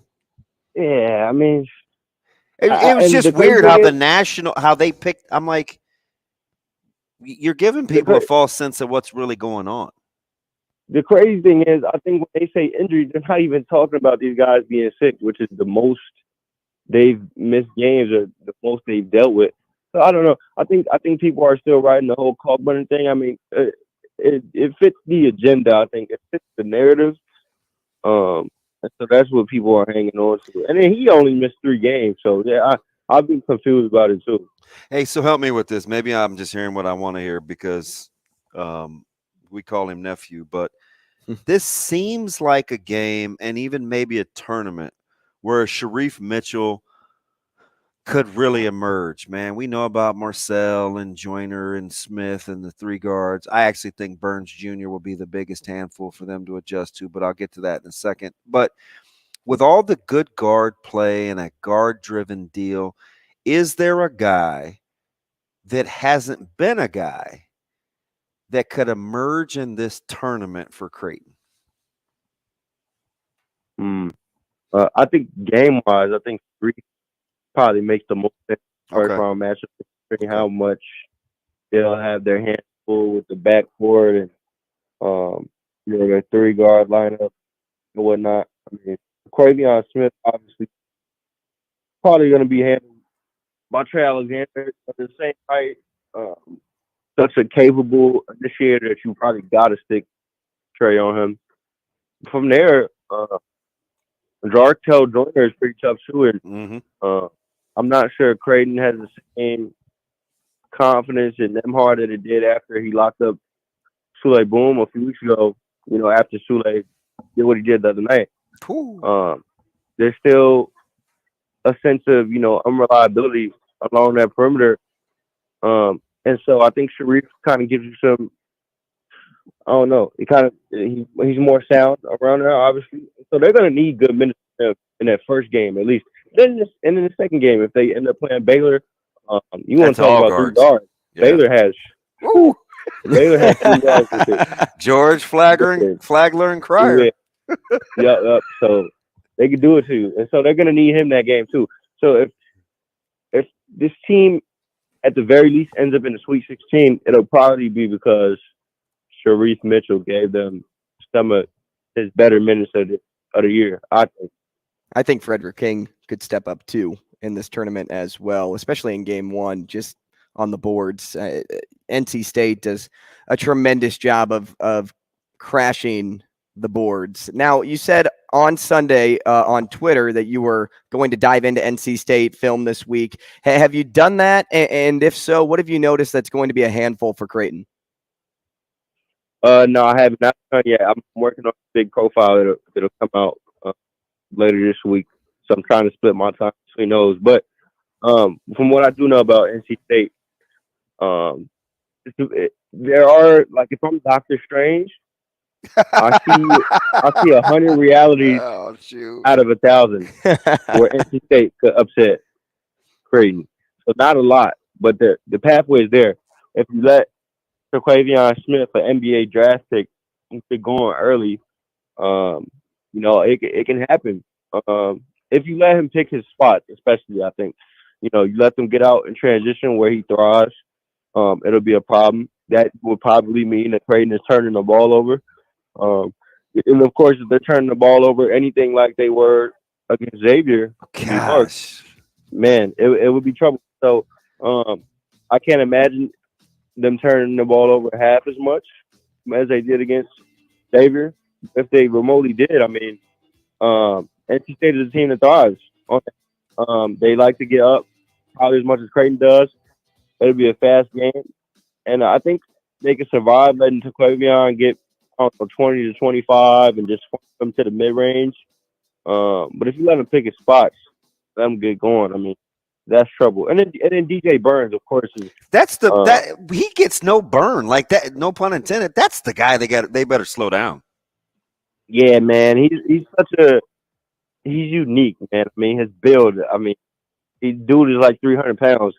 I'm telling you. And Matt talks about it, but he doesn't exactly he doesn't catch it super deep. Like, he'll catch it kind of high up and back you down from there. And with the way he could pass, I know for a fact he could burn Creighton on backdoors if Creighton doesn't come disciplined, and especially if he pulls Kalkbrenner higher up than like. I mean, obviously Burns isn't going to shoot super deep, but if Kalkbrenner's a foot or even a few inches higher than he usually likes to play, Creighton's backside defenders, probably wings and guards, are going to have to handle business. So it'll be tricky. He does some things that Kalkbrenner probably has had to see. It'll be even more interesting to see how Fred King deals with it, I think. Smart man. Got to have active hands on defense, Joel. Appreciate your time. Smart man. Thanks, guys. Talk soon. Yep. See you, Joel. At JX Lorenzi on Twitter. Rob McLamb coming your way next.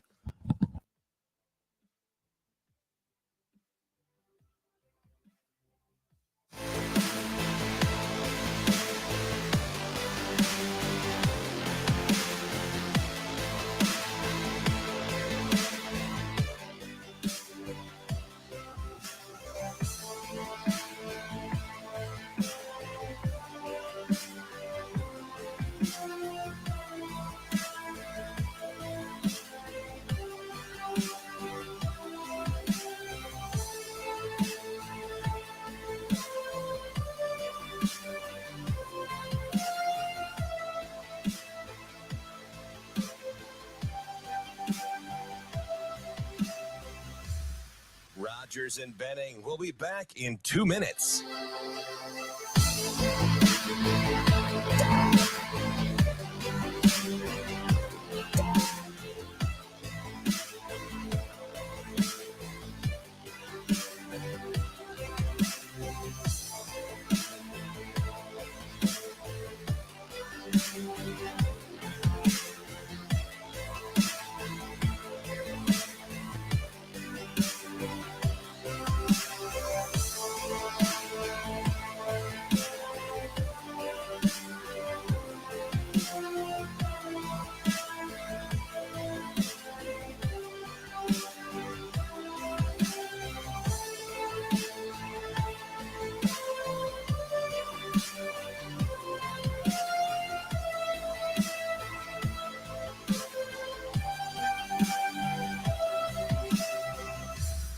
Rogers and Benning. We'll be back in 1 minute.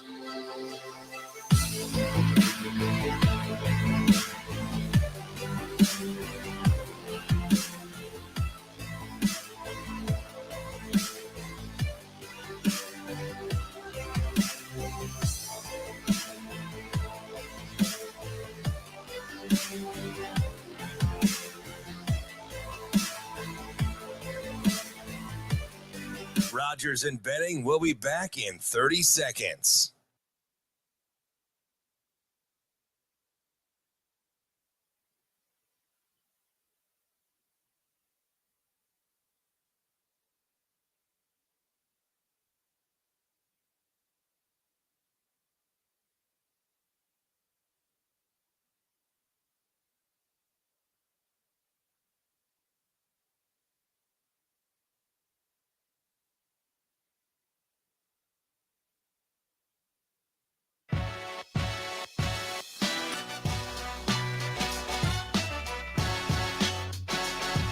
Coffee and Cream on Hail Varsity Radio with Andrew Rogers and Damon Benning. Just finished up a fantastic conversation with the Joel Lorenzi talking Creighton and the expectation going into that matchup against NC State. Let's change gears now and talk to the other side, the counterpart. Rob McLamb, NC State beat writer for Inside Pack Sports. We appreciate your time this morning. Rob, good morning. Good morning. How are you guys doing? Good. Really appreciate your time, man. Always enjoy the opportunity, getting a chance to get some insight on the opposition. Yeah, that is fantastic. We appreciate you. Hey, Rob, No problem.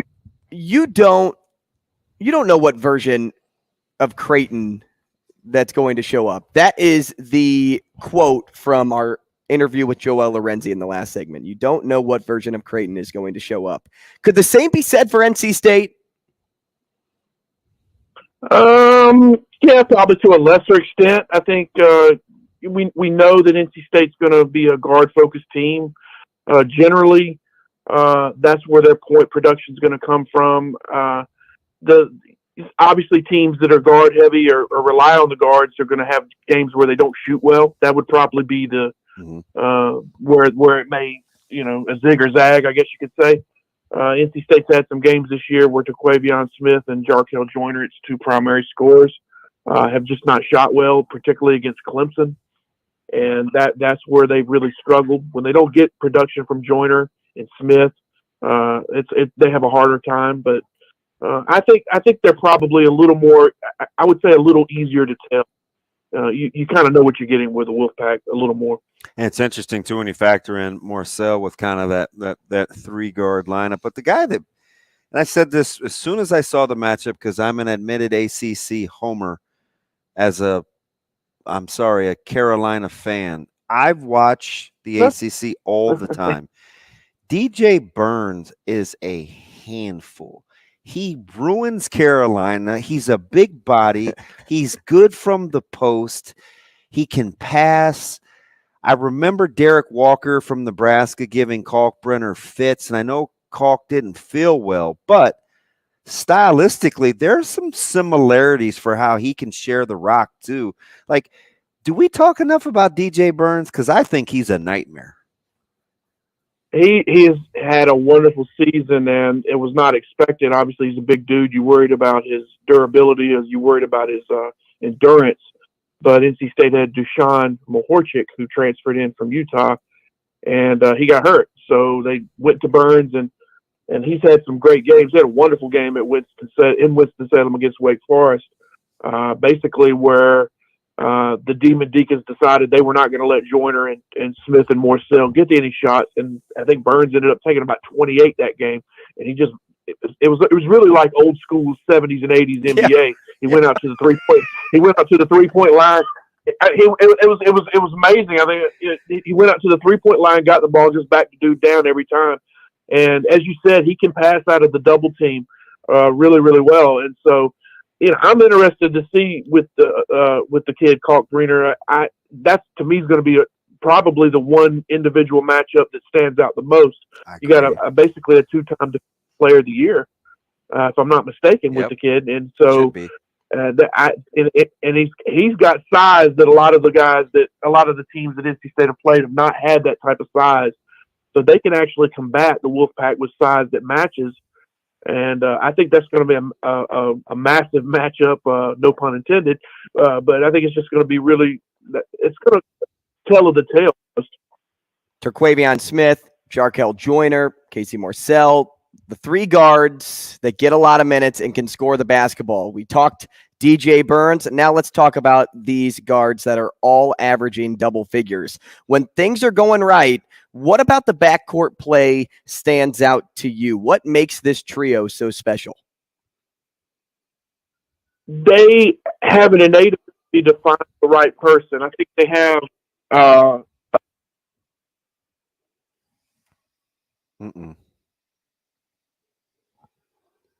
Looks like we lost you there, Rob. Lost him. We'll see if we can't grab him and call him right back and see if we can grab him. Yeah, we'll try to give Rob a quick call. So you talk about stress disorder, post traumatic. See, I have that with Burns. I'm when serious. you said he ruins UNC, I started chuckling. I don't know if you heard that. Dude, I think he was 9 of 15 against Baycott for like 18 points a couple weeks. I think that's kind of like Dixon is to Creighton this year. I just. Again, we can talk about the threes and we can talk about the guards, but got to find a way to handle DJ Burns as we get. I think we got Rob back. Yep, Rob back on the line. Shane will plug him through. Rob, can you hear us? Yeah, I'm sorry. I don't know what happened. Hey, no worries. We can hear you. Go ahead and finish up your thought. Just to reference the question again, I asked about what about the backcourt play stands out to you? Yeah, I think just with Morcell, he's a kind of a drop-off type of guy. He's the guy that really, he loiters around the corner, so to speak, and those guys have a great camaraderie. They don't generally force shots. A lot of people say maybe Smith has his moments where he'll have his heat check type of moments, but they really play off each other really well. And I think Joyner's the key. I think Joyner's the guy. He's sort of the conduit that connects everything in terms of he's the guy that may get the triple-double. He's the guy that if you stop Jarkel Joyner, you stand a better chance of winning. I think Smith has had his games where he went off, and even Morcell to a lesser extent. And NC State still was in a dogfight, but I don't know that they can really do well without Joyner. Joyner has to have good games. So when you're kind of looking at Keats and what he's been able to do, he's won 20, I think, 4 times. And listen, 2021 was kind of the outlier as you were 4-16 in the conference. When you look at the job that he's been able to do in Raleigh, what's the perception of K2 as he's kind of been the overseer of this program? I think this year was a big year for him. I think this was a year where if he had not made the tournament, I don't know that he would have survived to next season. There was a lot of sort of back and forth amongst the fan base. Should he have been allowed to coach this season? I think probably contractually, NC State was kind of hamstrung in terms of it would have taken a massive buyout to get rid of him after last season. So that's probably why he came back, whether the athletic director wanted it or not. But he really, if you look at Keats' background, he's a guy that coached at Hargrave Academy. And if you know prep school, that's one of those where you have to rebuild every year and you have to piece the team together on a yearly basis. And I think that's really prepped him well for the NCAA as it is now with the transfer portal. And so he did a wonderful job of rebooting, and he did it to a point where he could withstand a couple of injuries. As I mentioned, Mahorchik's been out most of the year.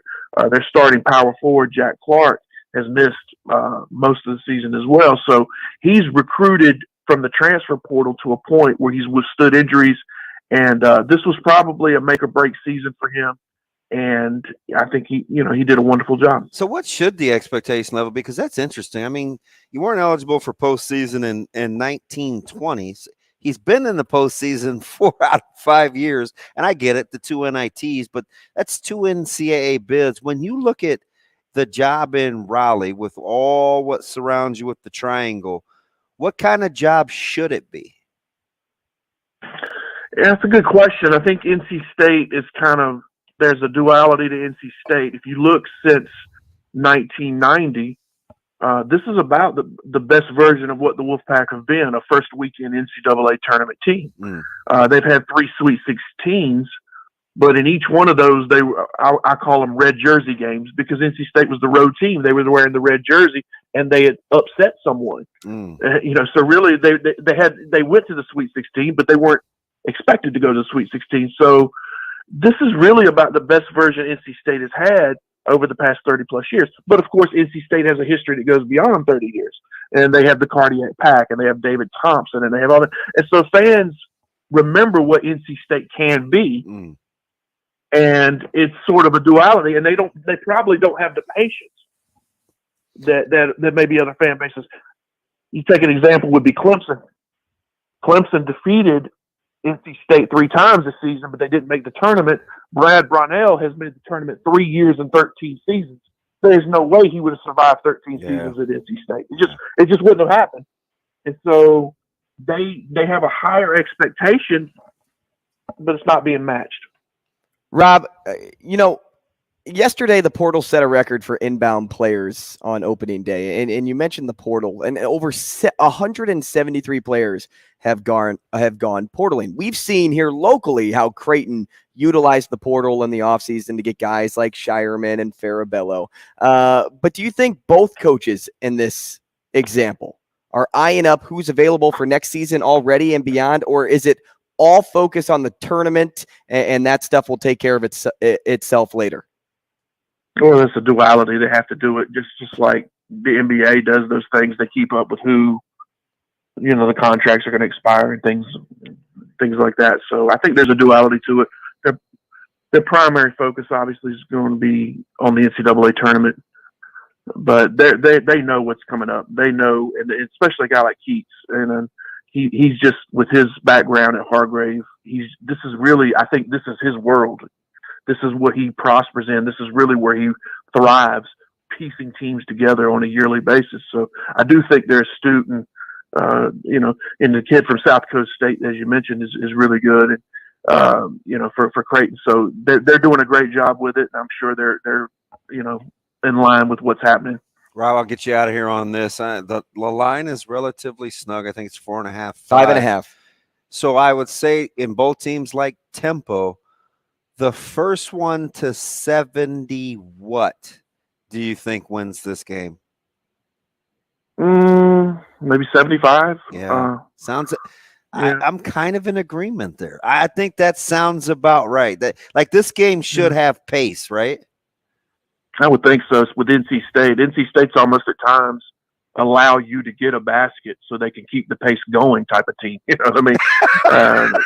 It's like, look, just go ahead and get the basket. We would rather go take it back out so we can run it again. So I think it's going to be a fun game to watch. I think there'll be a fluidity to it. There've been some games this year where NC State kind of walked it up, and they'll have some games if it's foul trouble, if it's a massive foul trouble type of game, they will slow it down. That's unlike Keats and other seasons. But generally he wants it to go up and down. Rob, we appreciate your time this morning. Thanks so much, and enjoy covering the tournament.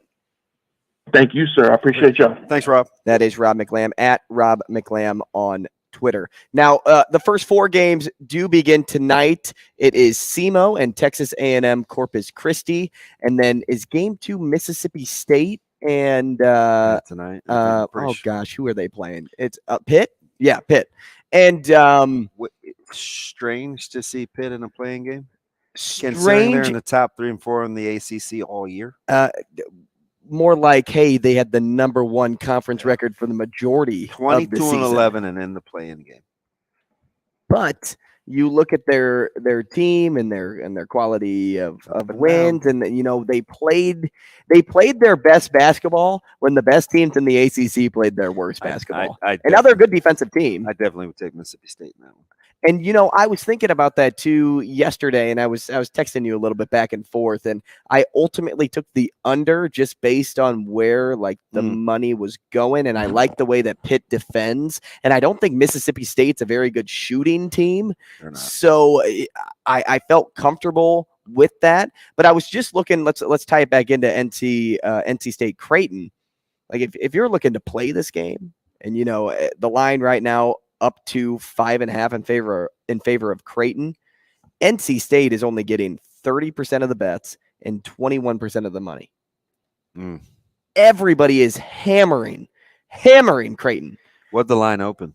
5.5, and then it dropped to 4.5, which is what you saw, and then it went back to 5.5. Yeah, see, that's interesting. If the majority of the people, the public, and the money is on Creighton, and the line is holding, I don't know. It's not quite reverse line movement, but man, that kind of begs you to take a look at NC State. Now maybe this eases you a little bit. It only dropped to 4.5, even for for about like 30 minutes. Okay. So it opened at say 6 o'clock, March 12th, 5.5. At 7:09, it dropped to 4.5, and by 7:51, it was back up to 5.5. Then all the Jays fans came in, or the bettors, backers. Right. The total is 148.5. Yeah, so 75 seems right. Right. I thought that was a very a good call on Rob's part. 75-70 puts you at 145. 75-75 is 150. Man, it should be some buckets. Hey, I got a question. I can't wait till you see Burns Jr. You're gonna be like, really? He's got to be 280. I've seen him play. And that's why I was worried about the glass when I said that with Joel, because you guys mentioned Sharif, and I'm like, well, if Kalkbrenner, because I was thinking in my head, if Kalk doesn't have a very good defensive game and he gets into foul trouble, it's going to be key for Frederick King to step up. Kalk will be he'll be further away from the basket, but you know what? I thought he was better out in space. And he's just so long and lanky. New York, because you could tell that Creighton actually worked.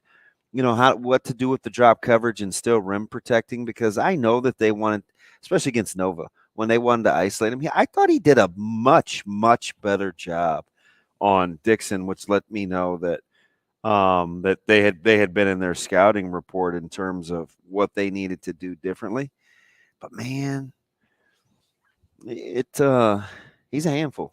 I got a question for you. So we do this thing in our family every year, and it works like this. It's a crazy 8 type of entry family friendly thing. And the rules here are simple, DB. You pick 8 teams from the field of 64. Each time one of your 8 teams wins, you get points based on the weighted points assigned by the team's seeding. So, for example, if a 1 seed wins, you get 10 points. If a 16 seed wins, you get 150 points. Okay? If you're helping me build this 8 teams, I'm going to give you 4 teams, and I'm going to take 4 teams. Based on this structure and based on how I know it works, okay? I don't tend to take 1 seeds because I don't think there's enough points to get, even if they go the distance. Because how many games are you ultimately playing? 6 games. So the max Alabama can get is 60 points. Now that could help you out at the end. But Furman at a 13, for example, right? 13? Yeah. They would get like 120 points. So you already doubled Bama if you take a risk on Furman. So you're playing in reverse then. Essentially, correct. You want points. You're rewarded for taking an upset, yeah, and getting the upset right. If you're helping me build this, what 4 teams are you going to give me on the bracket to help me get there? Give me Utah State. 10. I love it. I need a higher seed, so give me Gonzaga. Okay, the 3. Another mid-level that I think could make a run. I get 4. You get 4. So Gonzaga. Give me Kent State. I love it. I kind of figured you were going to go there. And I'll take another higher seed, but not too high. Give me UConn. So you went. That's interesting because that helps because they could both UConn and Gonzaga could go far and get all the way to the and if my 2 higher seeds give me 1 or 2 wins, I'm in the hunt. I'm going to add Duke to that mix. So Duke is a 4 or a 5 or a lower. Duke's the best team in the tournament. And I like their draw because if no matter what you're playing Tennessee or Louisiana, if you get past Oral Roberts, I think Purdue will end up losing by the time they would meet. If Duke meets Tennessee, yes, and they get past Tennessee, they will be in the Elite Eight minimum. Tennessee is a very tough matchup for Duke because of the way that they defend, and Roach will have to guard. But that's really the only hiccup that I see that could derail a run from Duke. I think I like Iowa State. Defensively, I don't think I'm there. enough, And they you might be don't. right. You might be right. But just building based off of defense. So you like Iowa State and Duke? I'm leaning Iowa State. The 6th seed, I think that's a pretty good value for them. They can have some really good games and some stretches of greatness. I am going to take Colgate just because they're a 15, and I'm going to take my risk on my Colgate toothbrushers. How were they going to get the one win? How did Oral Roberts beat Ohio State a couple of years ago? I don't know, man. Dice roll. I like it. And you know what? Take a chance on one team, right? If they get that win, more than likely I'm winning this. Okay. Because I don't think a lot of people are going to take Colgate over Texas. I'm with you. And then my last value pick, because I was kind of between two. I liked the idea of Furman because I think Charleston could also upset SDSU. And then if Furman and Charleston meet, I see you could get another value pick there. I like Furman. And I know you liked Furman too. So that's why I was leaning that way. I don't hate the idea of Drake, though, either against Miami, because I've never been a huge Miami guy. Here's the thing, though. Miami's capable of being in the Elite Eight. And they are. And they're capable of losing the opener. So, yeah. And then it's the same thing, though. It just depends on their health. Right. How healthy is Miami? But it's the same thing that I think about here, too. By taking Kent State, if you get the 12 and the 13, now you automatically have the next pick. If Kent wins one, they win two. And so if I take Drake, that's in a way hedging my bet there. So I'm between two. I like Penn State. I think that's a good hot team right now too. So they're so hard. So if Penn State was like on a day 2, they'd be short. They'd be hard to prepare for on a short turnaround. I think with time to prepare, they're not as formidable. Because they're weird. Pickett can back you down. You have to actually practice playing defense without helping, right? Because you can't help off. You can't help against Penn State. You have to kind of stay attached. And when you don't, they make you pay so you have to be willing to kind of go against the grain, kind of how you play help defense, when you come, when you don't come, because they use their guards to compromise you in the post, and it's awkward on rotations. You got to stay at home against Penn State. I'm removing Iowa State. Why didn't I put Creighton in there?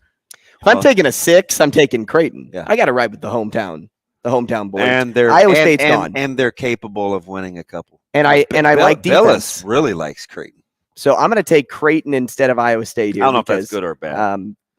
I don't know what I was thinking. And my last team. Oh man, do I go high? Pick a 3 or 4. Yeah, I like the idea of that too. I like Indiana, but if I'm going to root for Kent State, I'm not going to. I don't really want to go in the first round and be like, oh, I don't really care who wins here because I know I'm getting points.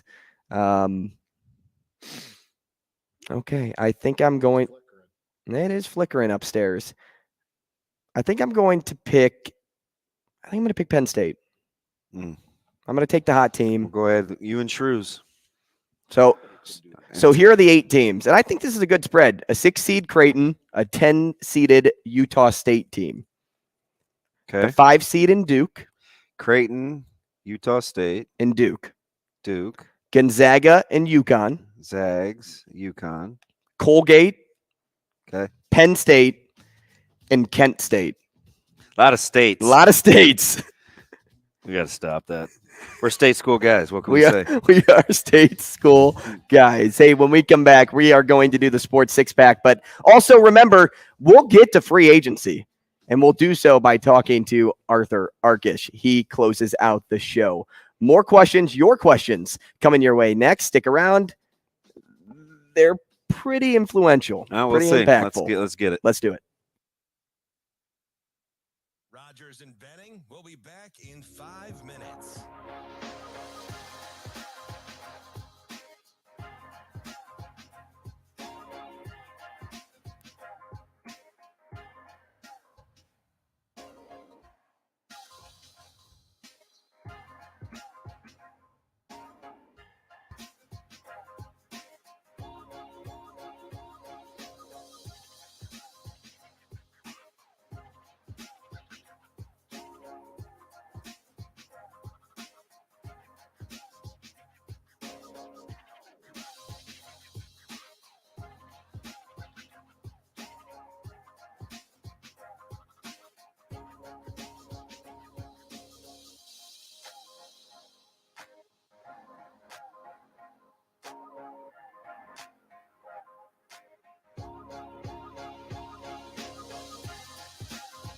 Rogers and Benning will be back in 4 minutes.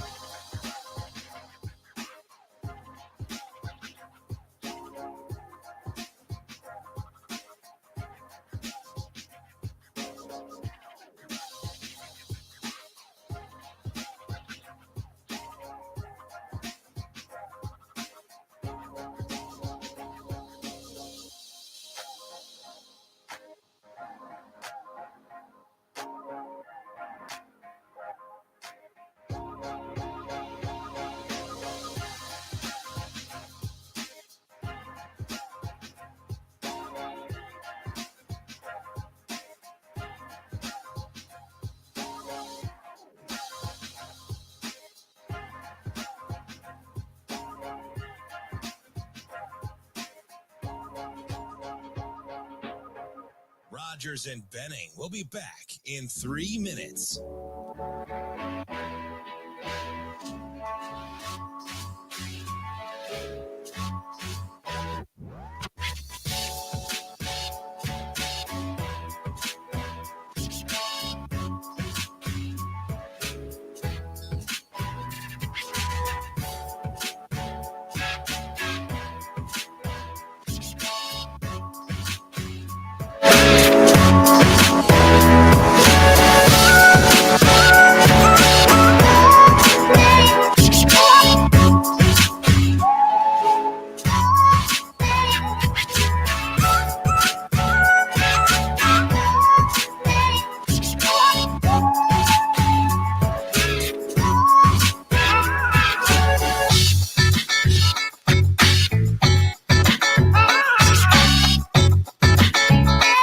Rogers and Benning will be back in 2 minutes.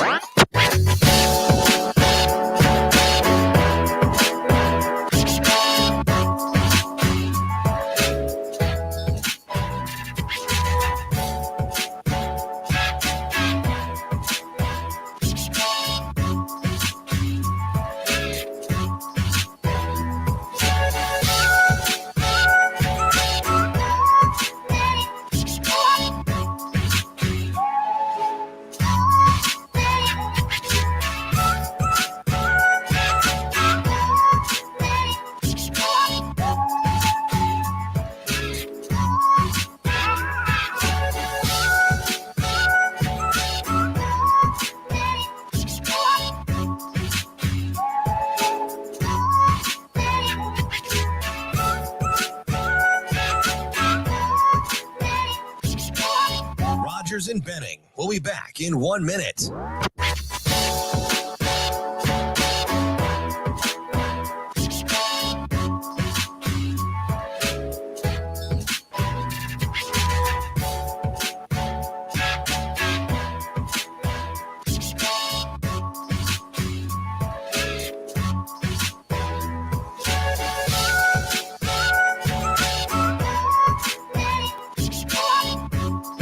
Rogers and Benning will be back in 30 seconds.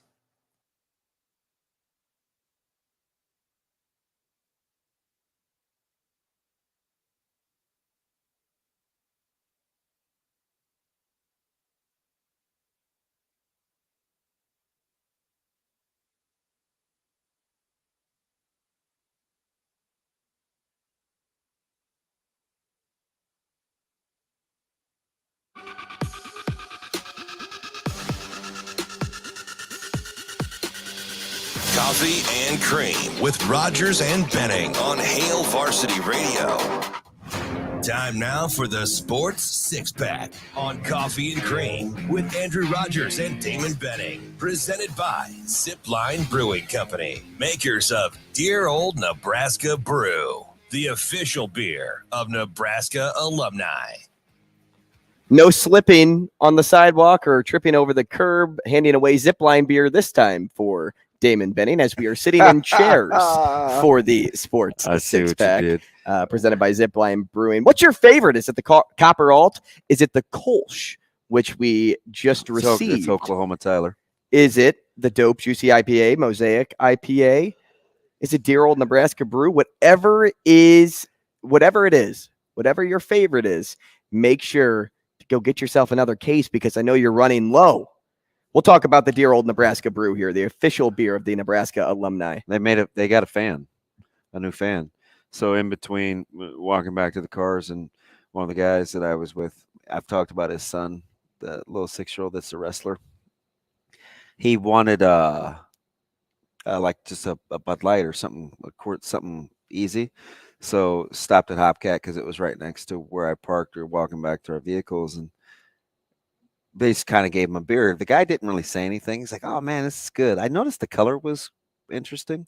Slight, kind of golden, right? And I was like, it's not, looks a little thicker than like a Bud Light or Coors Light, because he really didn't care, right? He just wanted a beer quick, and it turned out to be Dear Old Nebraska U. So he didn't just have one; he had many.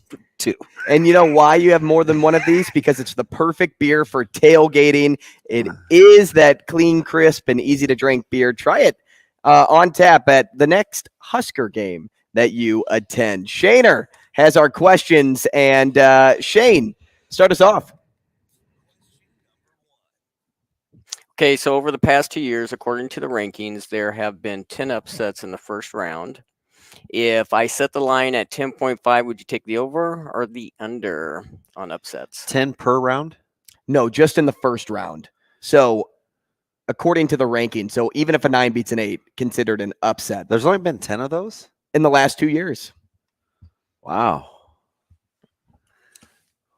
So if the line is set at 10.5, I will take the over because I like a lot of dogs this year.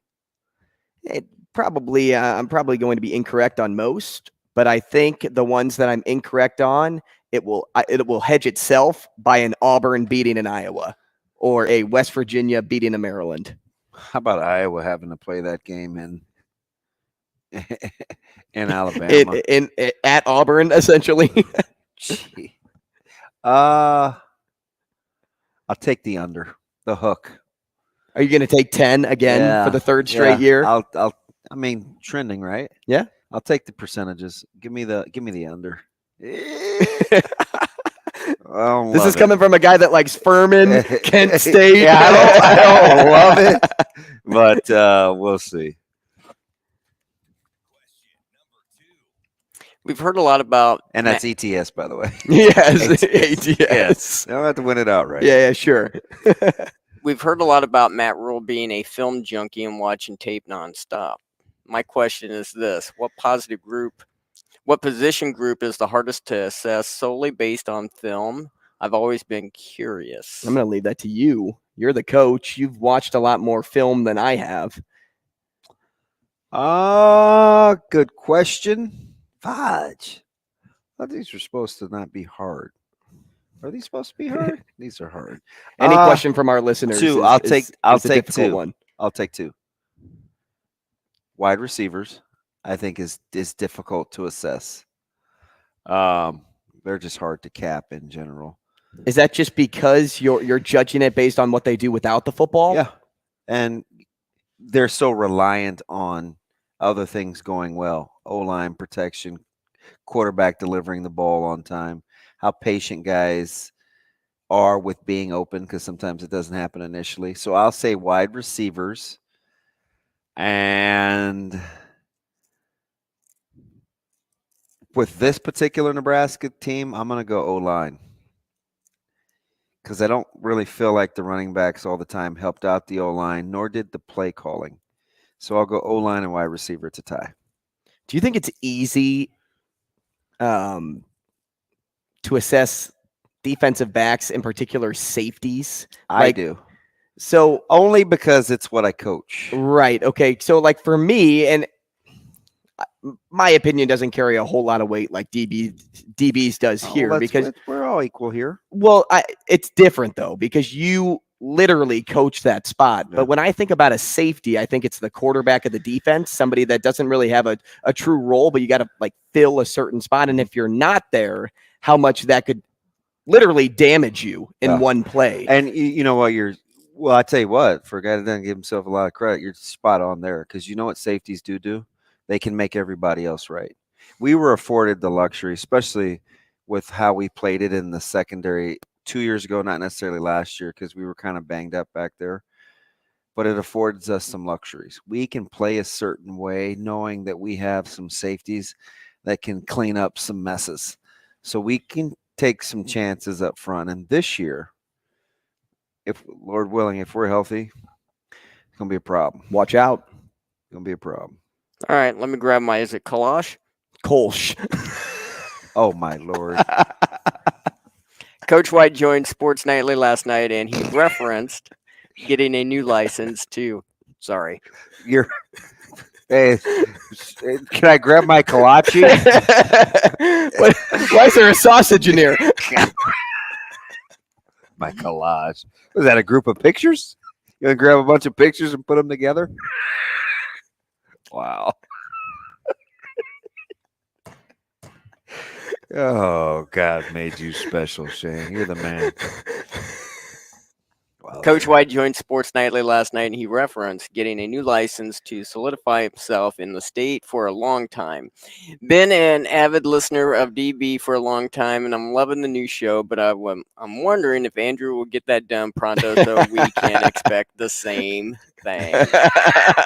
Yeah, I can't believe you self-reported. Oh, I know. So I do need to change the license. I got pulled over one time. My address in South Dakota, and this was when I was in the news vehicle. Unfortunately, you talk about like being able to talk your way out of things. Being in a news vehicle, you can really talk your way out of anything, because you're like, I got to get here because my deadline's this, and I got to get on the air, and X, Y, and Z. So I got pulled over by a state trooper. I was going 10 over, and it was a little too fast. I mean, it was an 80-mile-an-hour stretch of highway.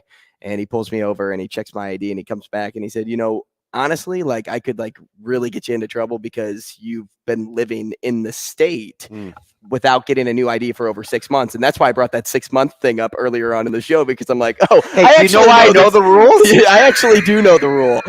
I'm just living on the edge. 6 months, 6-pack, it's all the same. Sure is. Would you consider it a successful season if Creighton makes it to the Sweet 16, but no further?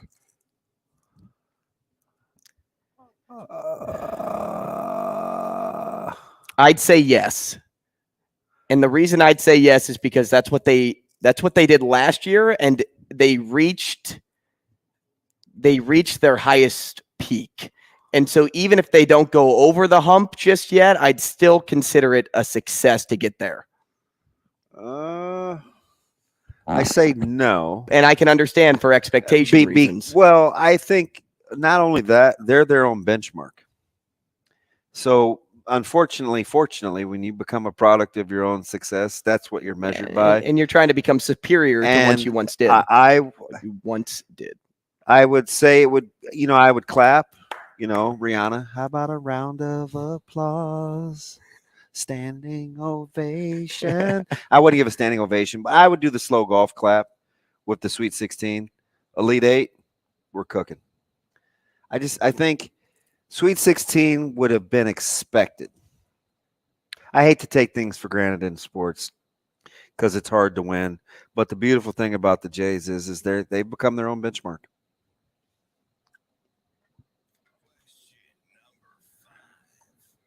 All right, this one's kind of long.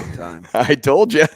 Would you rather attend a World Baseball Classic game in a different country and have the trip be paid for in full, first-class flight, free food, stay, all the bells and whistles, or get 2 free tickets to a sporting event of your choice, but you have to pay for everything that comes up with the traveling? World Baseball. I'm going to the World Baseball Classic. Yeah, I'd watch. Outside of it, I'd watch Canada not be able to get out of the first inning last night. Mike Trout's 3-run bomb was just like the step on the. I felt playground. sorry for your boy from Canada. He was on the bump. I was like, man, six months ago, this dude was on a bus playing Class A baseball. Now he's just getting raked around the yard in WBC. But yeah, not that I was enjoying that. And plus, I want to go to the different country. Dude, free is free. Mm-hmm. All right, and question number 6: who's your pick to win the NCAA tournament? Bama.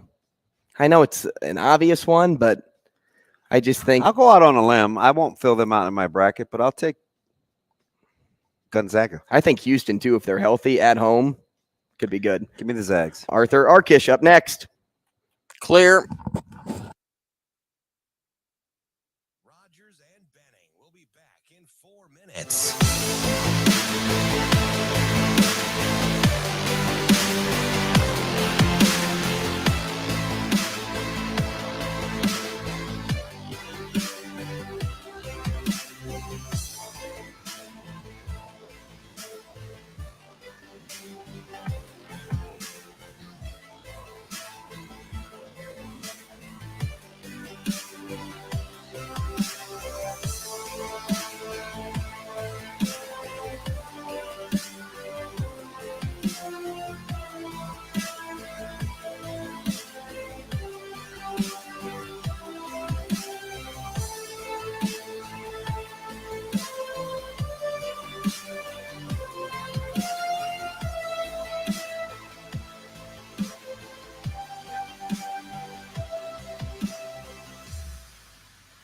Rogers and Benning will be back in 3 minutes.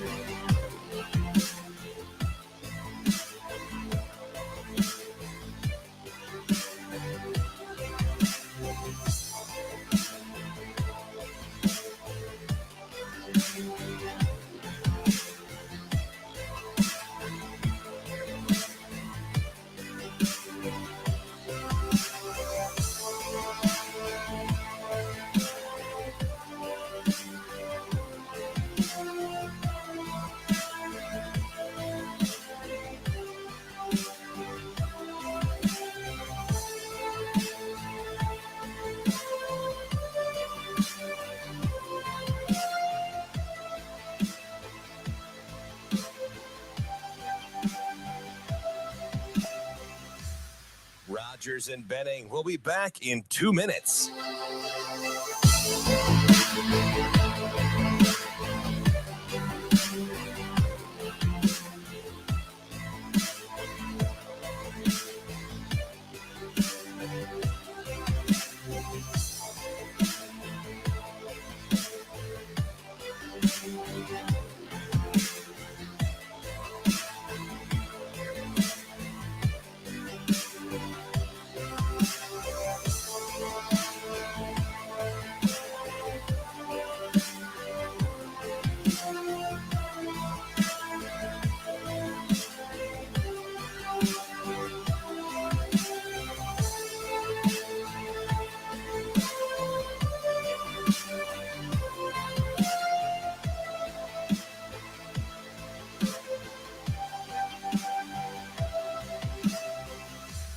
Rogers and Benning will be back in 1 minute.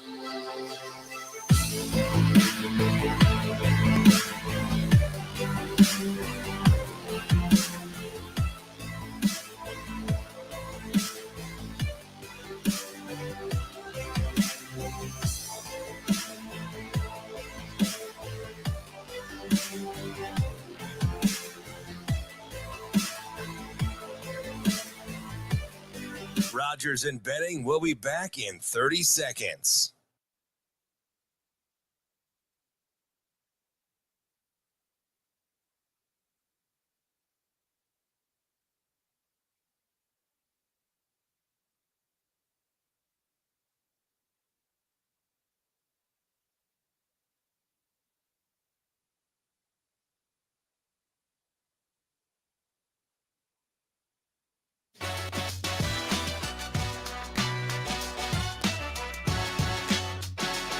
Coffee and Cream with Rogers and Benning on Hail Varsity Radio.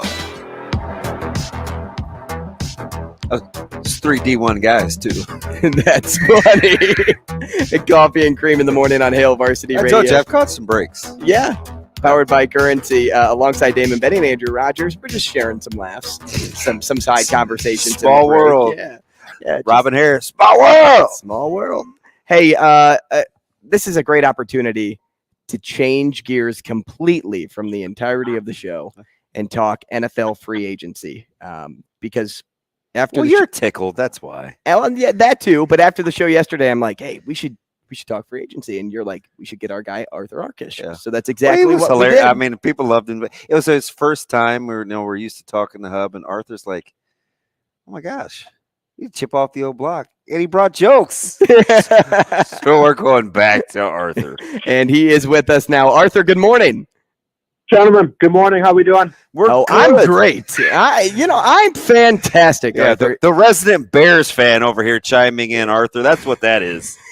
Oh, cool. Yeah, plenty of excitement certainly in the first 24 hours of legal tampering, I guess they call it now. Yep, I'm all for it. If this is what Ryan Poles can produce for this franchise, I'm good with it.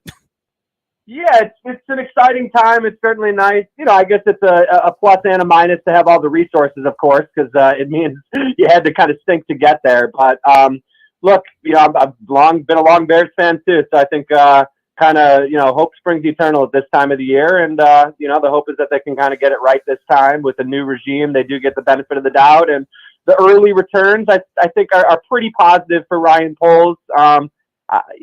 Yesterday they spent a lot of money. I don't know if they're necessarily the positions or the players I would have spent on, but there's no question that their roster looks a lot better than it did at this time last week. Sure. Edmonds is going to be interesting. But let me ask you something, because everybody's looking at it from the Bears angle, and even I tweeted out real time. On the surface, it seems like a fleece job, right? But I do understand that, listen, if you love a quarterback, go up and get him. And I do think you can go get another legitimate wide receiver too. So I don't worry about the DJ Moore thing. But if you're Carolina, do you get what they were trying to do outside of maybe being in love with a particular quarterback? Do you see a long-range plan in them doing that deal?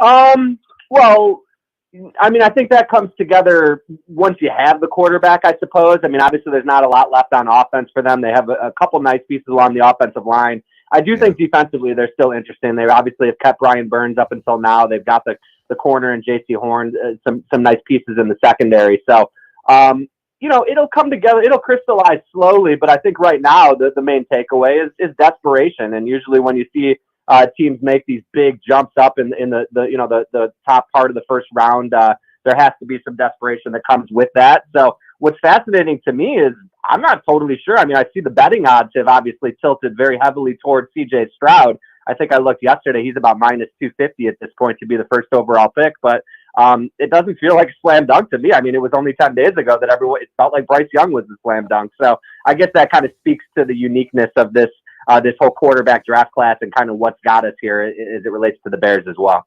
I saw that the Jets are actively working on a contract with Alan Lazard, and I'm not sure if that's been official yet. When we do the show and we're trying to catch up on things while also staying on top of our breaks and, conversation throughout the hours. But if that does indeed happen, or if it did happen, what does that mean still for Aaron Rodgers? Is that like a way to entice him to come to the Jets? Because yesterday, it was one of those things where reports came out that he was a Jet, and then like 30 minutes later, it was like, yeah, that's not true yet. Right. Yeah, it would seem to, if you're reading the tea leaves, it would seem to be another step in the right direction toward that. Obviously, they go and get Nathaniel Hackett earlier in the offseason to be their offensive coordinator. So there's another hint there, but remember, the Broncos tried to do the same thing, and everyone assumed that Aaron Rodgers was going to be in Denver last year before it turned in to Russell Wilson. So I'd say kind of don't count the chickens before the eggs hatch, but it does feel like it doesn't feel like he's necessarily all that welcome back in Green Bay at this point. I get the sense that the Packers are truly ready to move on and kind of hope that they're going to get their third straight Hall of Fame quarterback who plays about 10 or 15 years from now. Arthur, would you and I'm going to stay with San Francisco, so I'll start with what they lost in McGlinchey. But would you have paid that for McGlinchey if if you're Denver, and can you see when they spend that money elsewhere on a guy like Hargraves, what San Francisco is trying to do? Kind of a 2-1 there. Well, I thought Mike McGlinchey's an excellent player, no question, and he's obviously going to get a badge as right tackle or 1A, 1B, depending on how you view Javon Taylor. I like him. I don't like that deal was a bit rich for me. Now it's pretty clear what Creighton and Denver are doing, loading up on the offensive line. I'm sure they're going to try and take off Russell Wilson if possible. So I do understand their vision there, but the way they kind of threw around money yesterday, a little wild to me, a little unexpected. As far as San Francisco goes, everyone wants to talk about Javon Hargrave, and I get it. $84 million in the top defensive tackle on the market, so that makes perfect sense. But it's almost as interesting to me the number 2 quarterback they signed, just because there's so much intrigue and so much uncertainty what happens in that room. And obviously Sam Darnold is a former number 3 overall pick who did some good things, I think, to kind of try and acquit himself a little bit in Carolina at times. So, I know there's a kind of a long-winded answer, but I'm intrigued to see what happens with that quarterback room now, whether it is, in fact, Brock Purdy as he comes back from the elbow and Darnold as the clear number 2 and what that means for Trey Lance. And then I'm also intrigued to see what happens with that defense. There's no question Javon Hargrave is a game wrecker, and he and Nick Bosa together and Eric Armstead, it's going to be unfair. I don't know how teams are going to try and block them.